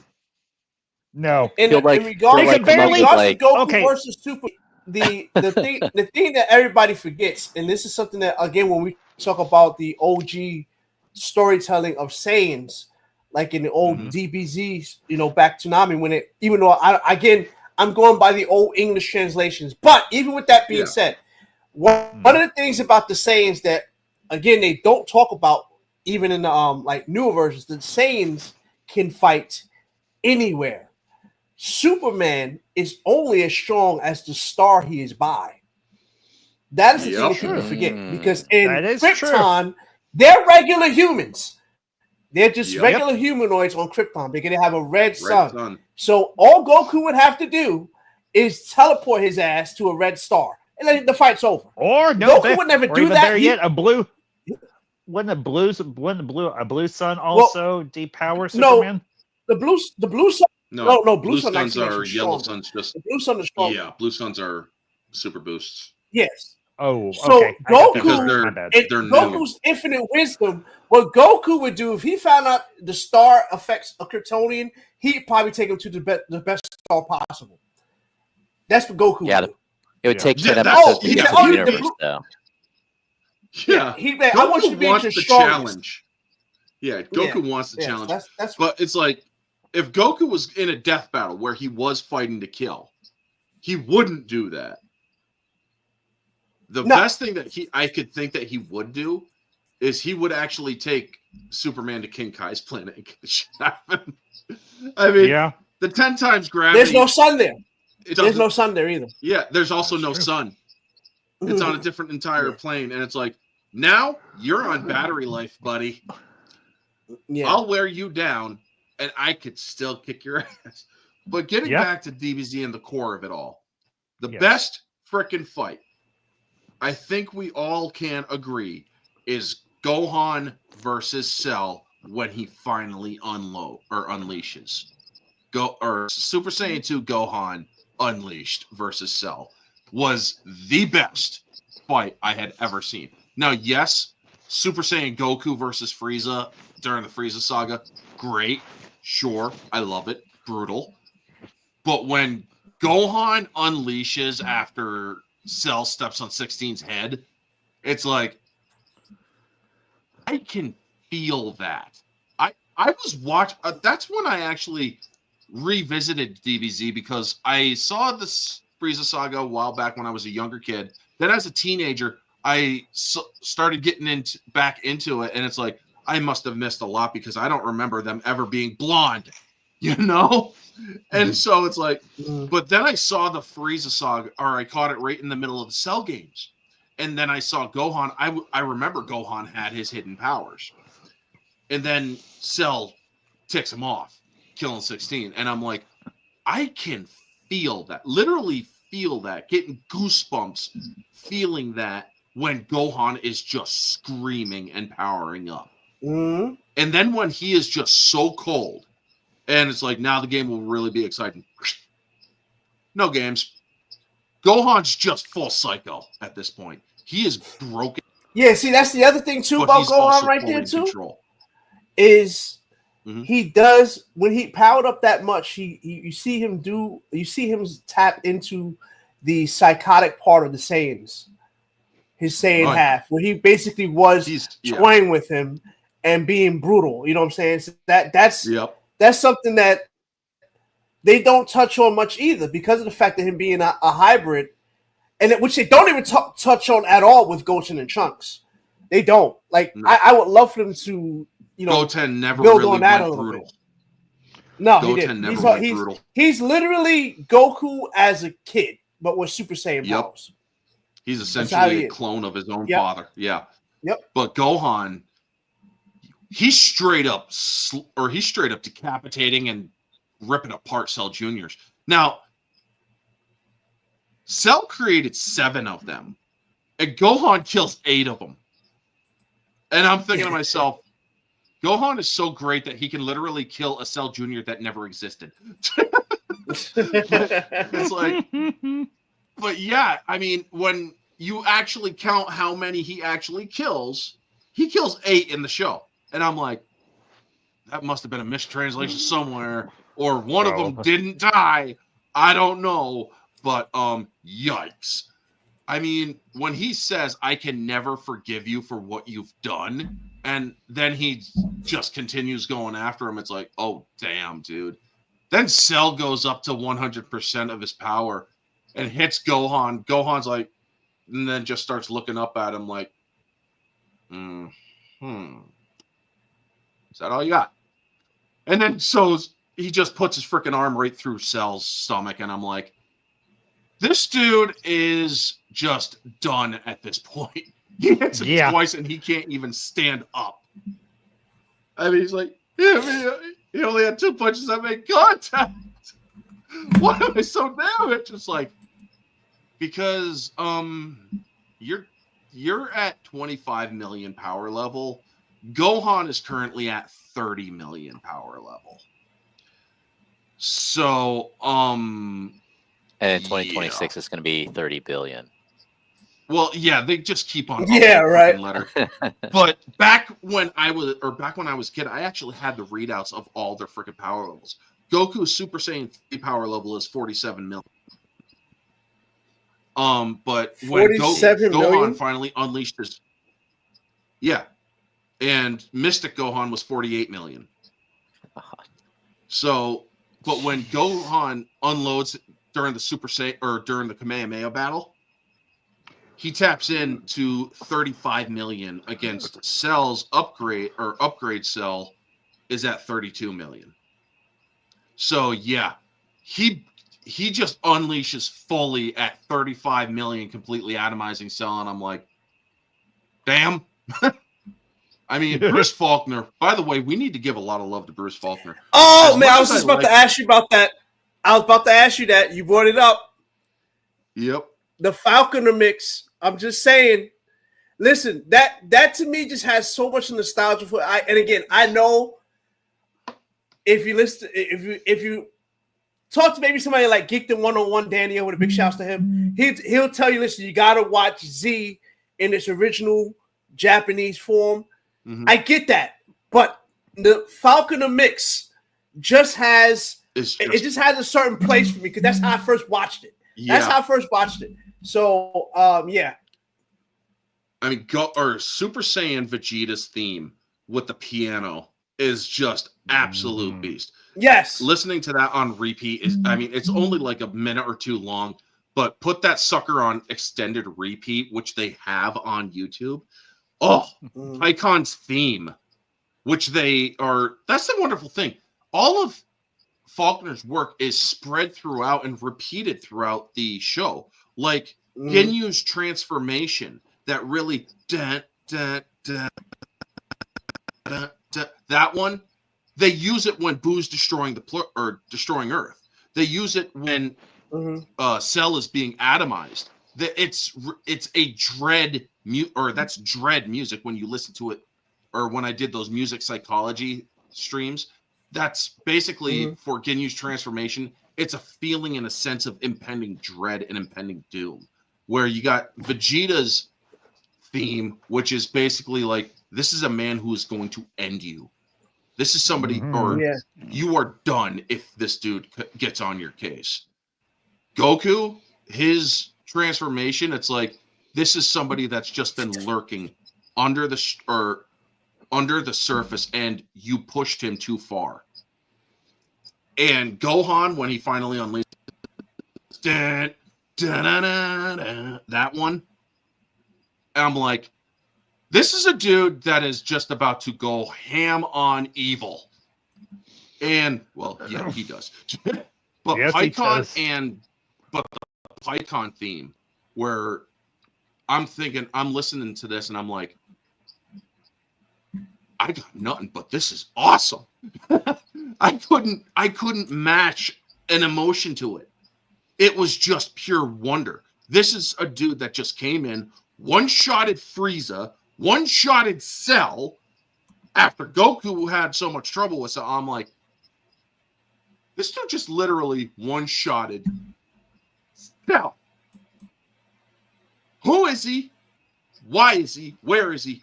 What the fuck? That I was just geeking out when I first saw that episode, and I'm like, whoa. And then it turns out this dude likes weighted clothing like Piccolo. And they had the perfect setup. I should really introduce you to my friend Piccolo. Oh, Piccolo? Yeah, he wears weighted clothing like you too. You guys would get along great. And they never met. They never met, and they also mentioned the fact that he might be from the same planet as Piccolo. Because remember, those guys been training for 10,000 years in order for you to get a private session. So you don't know how old the But then again, they retconned that now because now the Namek is from the Demon Realm. So. Yep. But also he's also from a different universe. He's from like the Eastern or Southern or whatever. And it's like, oh no, it's the same universe. It's just different quadrant. He's in the same universe, different quadrant. Yeah, different quadrant universe. Yeah. But it's like, okay, that could work. But yeah, man, when he was fighting and when Goku uses a Super Kaioken, and I'm thinking to myself, Super Saiyan and Kaioken, potent combination. But then they up it in Super, and it's like Super Saiyan God or Super Saiyan Blue and Kaioken, and I'm like, okay, so he's essentially found the perfected Kaioken. Gotcha. But seeing the Kaioken after he hadn't used it for like 3 different sagas, it's like, holy crap, man. And a lot of people that don't give this guy any real, because a lot of people forget this arc even exists, the Garlic Jr. arc. The only villain who ever achieved immortality off the Dragon Balls. Mm-hmm. A lot of people are like, who's Garlic Jr.? The only freaking villain to ever get immortality. I mean, yeah, he's a punk. Yeah, Gohan kicked his ass or shoved him out. But it's like, he still accomplished what Frieza, Vegeta, and any basic other villain wanted to do, which was immortality. He did it. He actually did it. And you ever notice how nobody even cares about that anymore? I know. But it's like, nobody cares about that anymore. Actually did it. And nobody cares about Garlic Jr. Sure, I get that, but it's like, he was the one that actually did it. You got to give him props for that. Mm. The one thing with also oh, sorry, go ahead. The Dragon Ball Z abridged really made Garlic Jr. worth watching. Oh my God, you stole Goku's kid. It's like, and then he takes a bite of that thing and it's like, I hope your bags are packed because you're going on a trip. So he goes on an acid trip. It's like, holy shit. And he also pisses on one of the dude's heads. It's like, oh, damn. Other thing, I what mean- you were saying too, with like the Android saga, when we have Gohan finally achieving his Super Saiyan form and fulfilling what he needs to do. What's great about that is we saw in the previous iteration of the story when it's with Vegeta fighting Goku, and Goku needs. There's that scene where he really needs Gohan to come through, and Gohan fails. So he actually fails, and it has a profound impact on everybody. But we also have that tie-in where Gohan kind of likes Android 18 a bit. He thinks she's kind of No, cute, so he that was develops. Krillin. Oh, Krillin, yeah. But you got it where you got this tie-in where Gohan, he's overly sensitive, and he's able to again see it, but he finally then achieves it because he has to watch again more of his failures happening, but in the moment he's able to actually achieve it, and that's, I think, what's great about that sequence. Hyperbolic time chamber.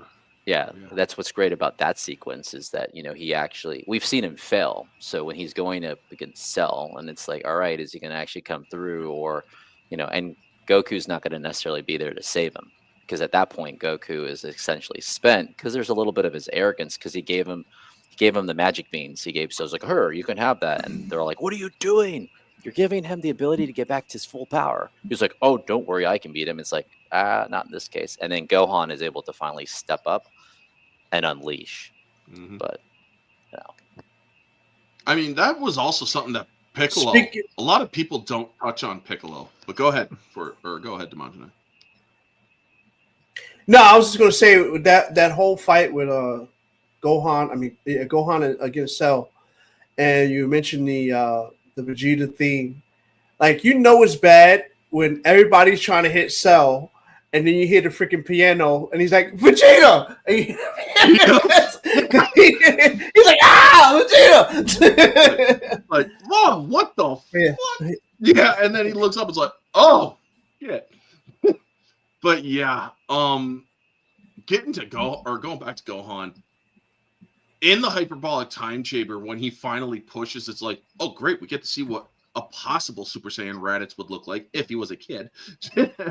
I mean, when he has the long hair and he finally goes Super Saiyan, it's like, dude, calm down. I mean, I'm pretty sure that if Gohan just kept on unleashing, if his father couldn't calm him down, pretty sure he would have tapped into 2 if he just kept on going, because he was locked in. Well, no, Goku saw 2 already. He had saw 2 in there. Yeah, I know. But that's how he knew Gohan could beat him. I'm talking about when Gohan first goes Super Saiyan. Yeah, that's when Gohan first goes Super Saiyan. When he tells him, it's like, you have to stop looking at me as if, or you have to stop treating me like I'm your son. Come at me with everything you have.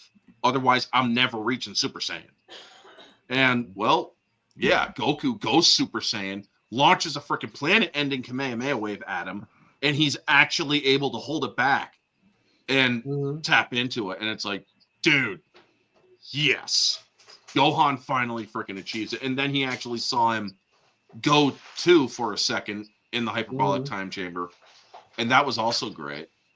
But yeah, and again, that whole sequence is fantastic because they're showing the work. I love the fact that they showed that. Even when they did the shortened version of it, when like Trunks was just saying how when he was in there with his father and he realized that the rage was from his father and all the stuff like that. Even stuff like that makes sense because it's showing the work. Like I just wish that, like I said, I know it's like beating a dead horse, but I just really wish they went back to the point where they're showing the work. Just show a little bit. Like it shouldn't just be, oh, by the way, I got this new form the other day while you're off camera. Blah blah blah. Yeah, you know what I'm saying? I don't know. All right. No, so you gotta head out, Dmajini? Yes, sir. I have to open the store tomorrow. The luxury joys of being a store manager is fantastic. All right. Well, let everybody know where they can find you before you bounce. Yes. And, yes, you can find me at my channel, Dmajini. It's also, you can find me The Spell Breaker. I have that. That's a little acting that YouTube does now.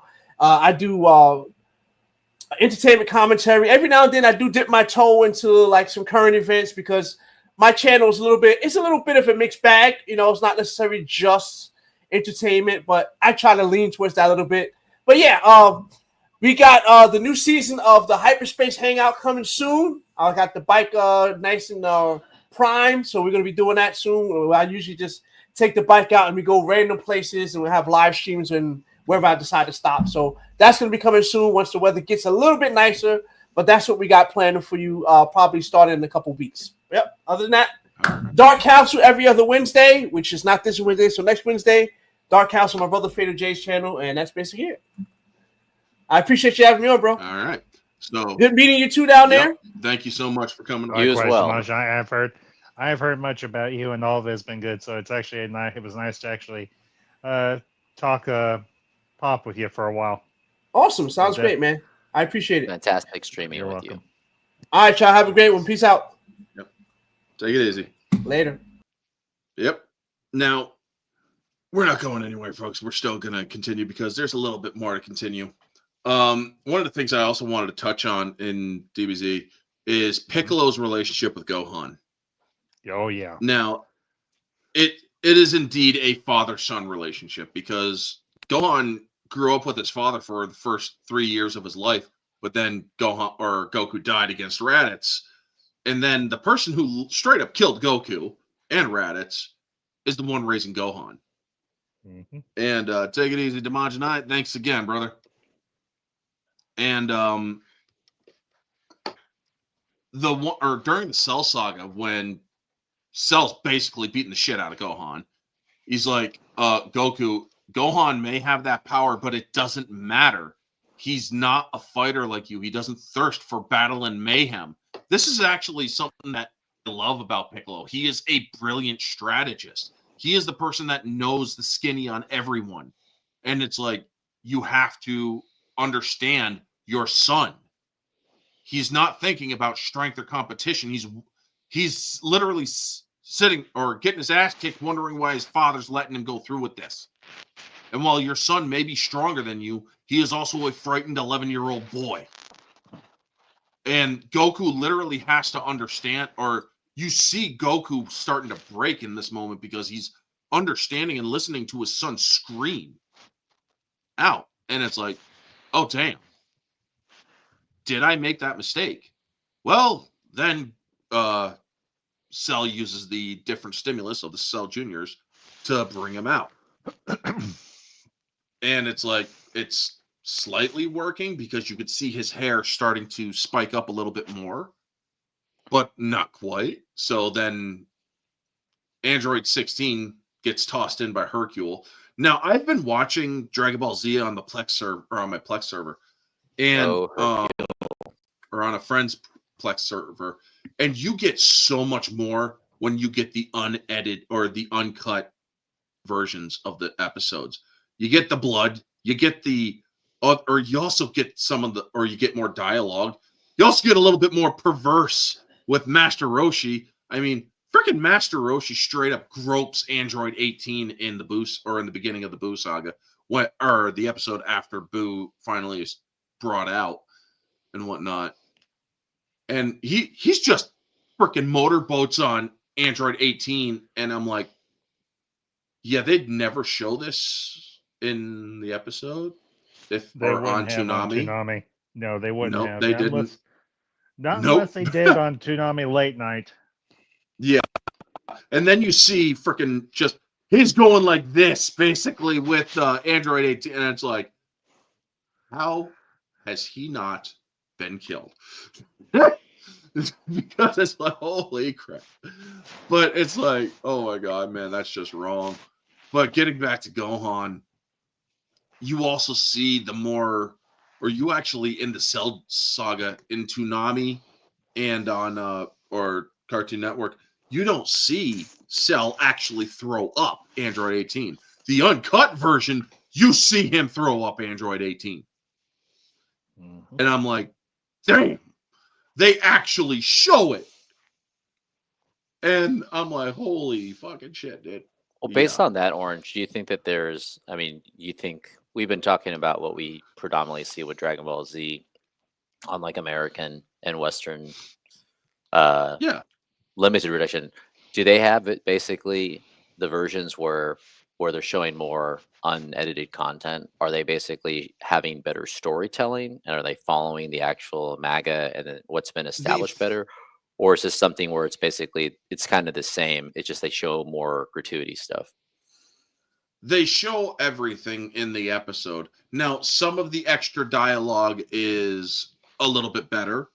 Some of the extra stuff that they take out is mainly done for pacing, but they also have to take out the more mature content. I mean, when Videl is in the martial arts tournament getting her ass kicked by Spopovich, he literally grabs her hair, and the actress, the voice actress, who also is the voice actor for Goten, literally just starts screaming, and I'm like, oh damn. I mean, it's like, holy crap, that's blood curdling. And when she's getting her ass kicked and brutally beaten, it's like they definitely toned it down when I saw it on Cartoon Network years back. And I see it, the full uncut version, and I'm like, holy shit. Don't ever let a third wave feminist see this. They would die of a heart attack. Or an aneurysm, one of the two. But it's like, pretty much. I mean, it was brutal. That's the thing about these shows. They don't, or when they do the guy versus girl stuff, they don't care. Well, If you're a Full, girl raw, and you're natural getting your ass equality. kicked, yeah. They needed Gohan to start, or they needed people to be reminded that Gohan is indeed in love with this girl, first off, because Gohan's slowly getting pissed off and his power level's just starting to rise, and then he couldn't help it anymore, and he ends up going Super Saiyan and starts charging out, but that's when Spopovich is stopped by his counterpart Yamu, and it's like, just end the fight already. We're here for another purpose. And it's like, oh, damn, dude. Now, the one thing that I absolutely hated about that entire sequence afterward, Videl is literally in intensive care in the medical wing. Goku goes to get Senzu beans, but stays behind at Korin's tower to get a meal. And I'm like, are you fucking kidding me? Goku, I get you're hungry. This Akira Toriyama, as much as I love that man, the myth, the legend, may you rest in peace, I would literally wish you back with the Dragon Balls just to fucking slap you for that. It's like, dude, even Goku has a sense of urgency. Even he understands that there is a reason to go back because a girl is dying from most likely internal bleeding. And he stops for a fucking meal. And I'm sorry, Akira Toriyama, this is blasphemy abound right here. What were you thinking in that one moment? It's like, why would you do that? Gohan literally is begging or is wondering where you're going. 2 episodes basically go by before he comes back with the Senzu beans. And I'm thinking to myself, I hate filler. I fucking hate filler. It's like, just get to the serious shit. But yeah, then Boo comes out, man. Now, everybody knows that when Boo came out, they didn't know what the fuck to think of him. This dude is a fat, pudgy motherfucker that is like, pow, pow, pow, ow, ow, ow. And when he starts getting serious, it's like when he blasts Gohan almost into orbit, and I'm thinking to myself, oh, this dude's just playing, or this dude is, yeah, sure, he might be a little immature. He's toying with them. He is absolutely toying with them. Because after Vegeta blows a hole through him, that's when he decides to basically, it's like, okay, you want to power up? You're pretty strong. Okay, I'm going to show you a fraction of my power. And he fucking creates a massive hole in the planet just by powering up. Mm-hmm. And I'm thinking to myself, I have seen aura power up auras. This dude literally had an aura that outshone the planet. they'd be fucked. Majin Buu Oppenheimer. That's what we got. Yeah, he basically unleashed a nuke of power, or a nuke of a power up, and I'm like, holy crap! But then Vegeta goes Final Atonement on his ass, and it's like, that was one of the best scenes. I'm sorry, I love it. When Vegeta is like, I'm going to crush you, and I'm going to throw you into one, and then Trunks, Bulma, I do this for you, and yes, even for you, Kakarot. And then he blows himself up, and I'm thinking to myself, I still remember what Piccolo said. Well, I see that Cloud Kakarot in the other world. I'm not going to lie to you, Vegeta, although the truth may be hard for you to hear. This is the truth. And then you see that wince on Vegeta's eyes. So you know this is going to hurt. Goku devoted his entire life to helping others. So when he died, he was able to train with King Kai. You, on the other hand, pure selfishness. You've spent your life terrorizing others, and you've only ever thought for yourself. When you die, you won't receive the same reward. And yes, Vegeta goes to hell. He doesn't even get to keep his body in hell, which is Hifil, Hfil, but also hell.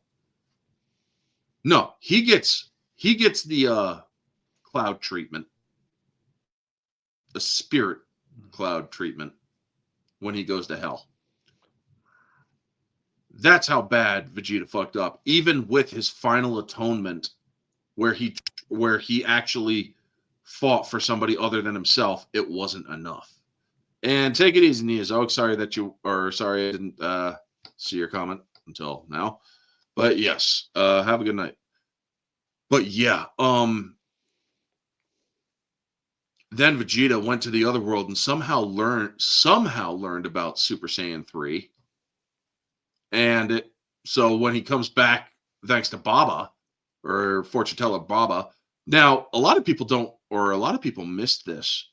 Fortune teller, or unless they've seen Dragon Ball, fortune teller Baba is Master Roshi's sister. So it's like, yeah, a lot. I'm like, I don't see the resemblance here. I'm looking at these two and I'm like, I do not see the resemblance except for the fact that they're both very old. Well, maybe the fact that they're so old. Good to see Vanya. You were saying, Ambassador? Well, here's the thing. They could be brother and sister, but that doesn't, considering they are as old as they are, any similarities they may have had in their youth or their middle age might have faded by now. I mean, yeah, definitely.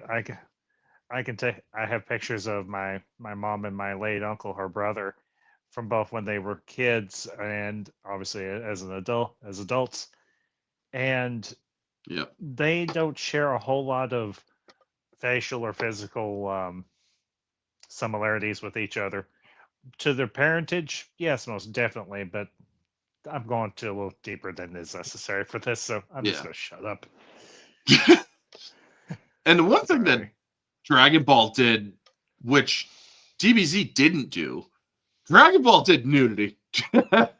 Dragon Ball did straight up nudity, where it's like, we need to help Yamcha because he's getting his ass kicked by a guy. Now in the TV friendly show, somebody grabs a bottle of ketchup and throws it on the guy.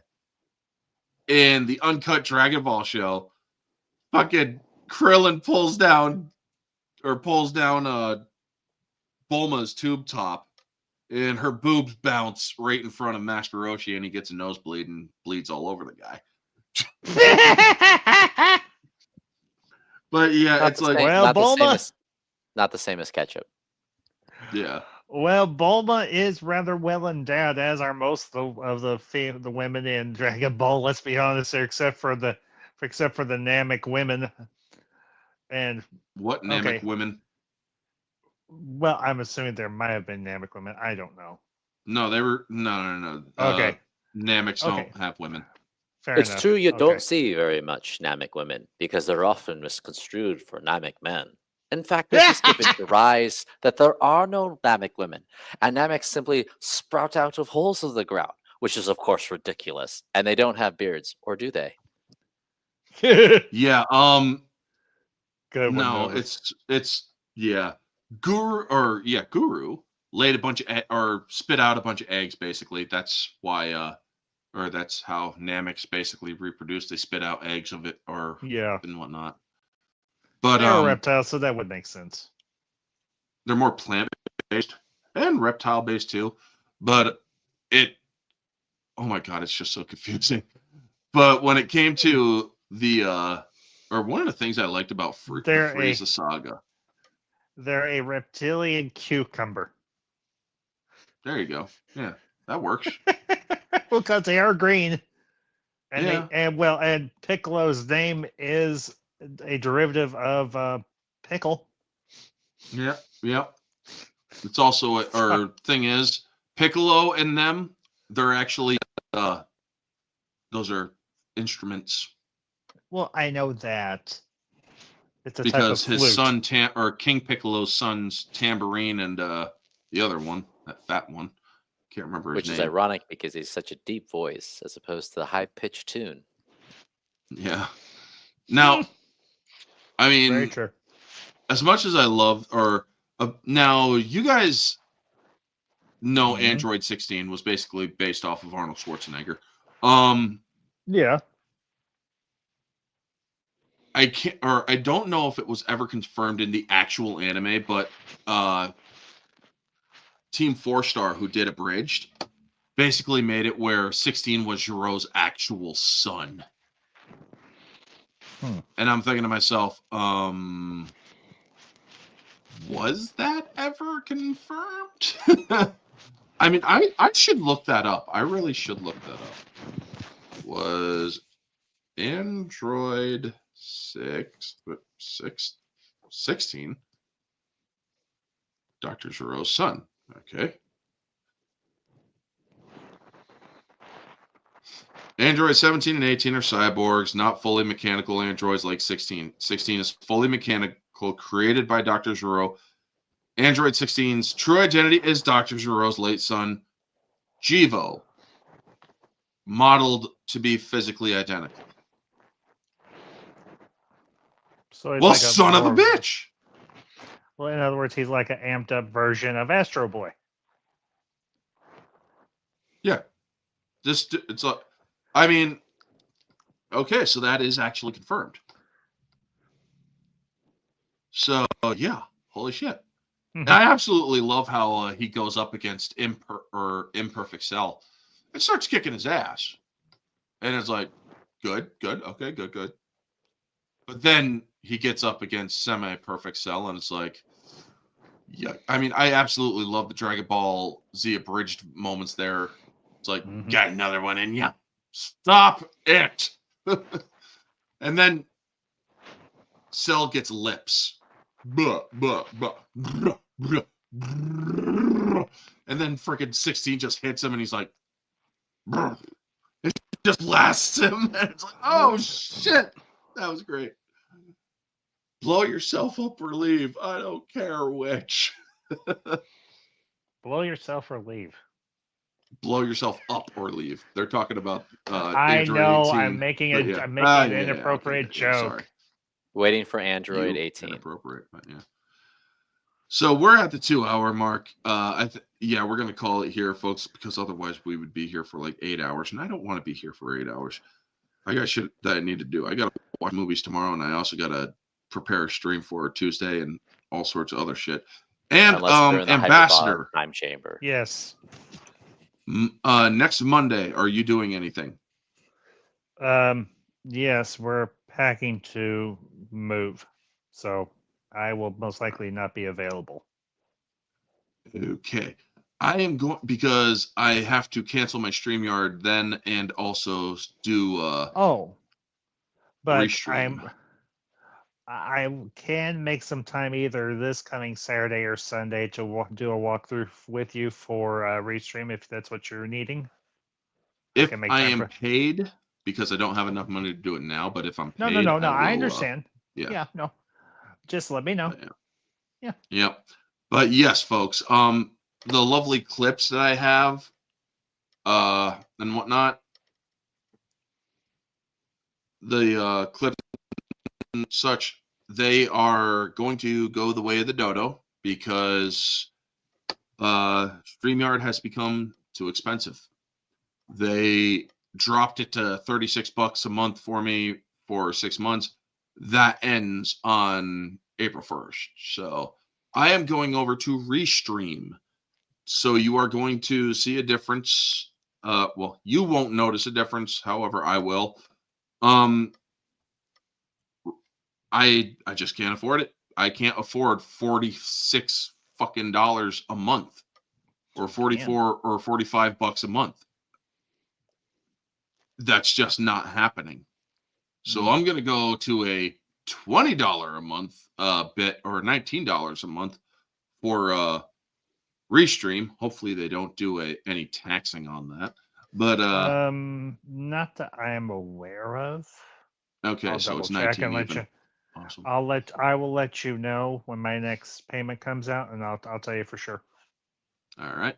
So, But yeah, we are going to or I am going to be switching it over there. Maybe I might even have new clips, who knows. But definitely going to be getting rid of StreamYard, because StreamYard, I'm sorry. As much as I love your stuff here, you're too expensive. You are way too expensive. So I'm literally, yeah, I am going to a different one that is cutting the price over half. $19 a month isn't bad. And it's just as good, if not better. Yep. So yeah, we're gonna definitely check that one out, see how it fits there. So before we go, Ambassador, is there anything you'd like to plug? As of right now, no, not until after we get done packing up and get moved.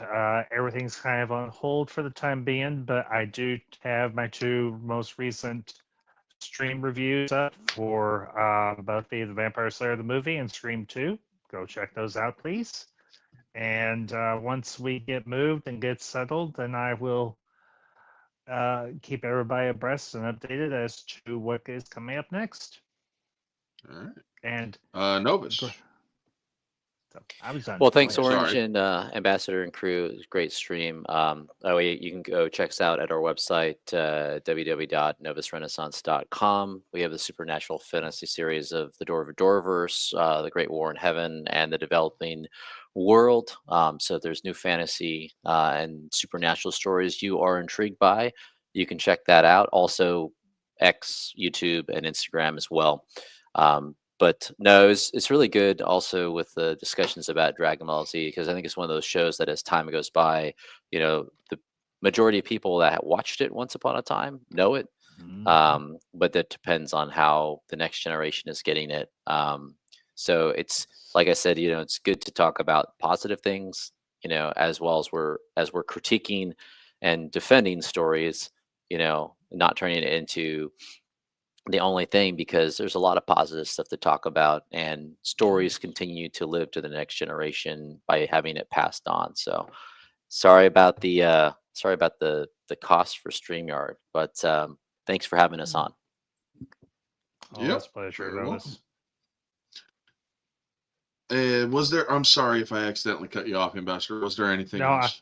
No, I was just saying I always enjoy streaming with Novus and you, obviously, and like I said before Dmajini left, I have heard of him. I've actually watched some of his stuff, so it's actually nice to have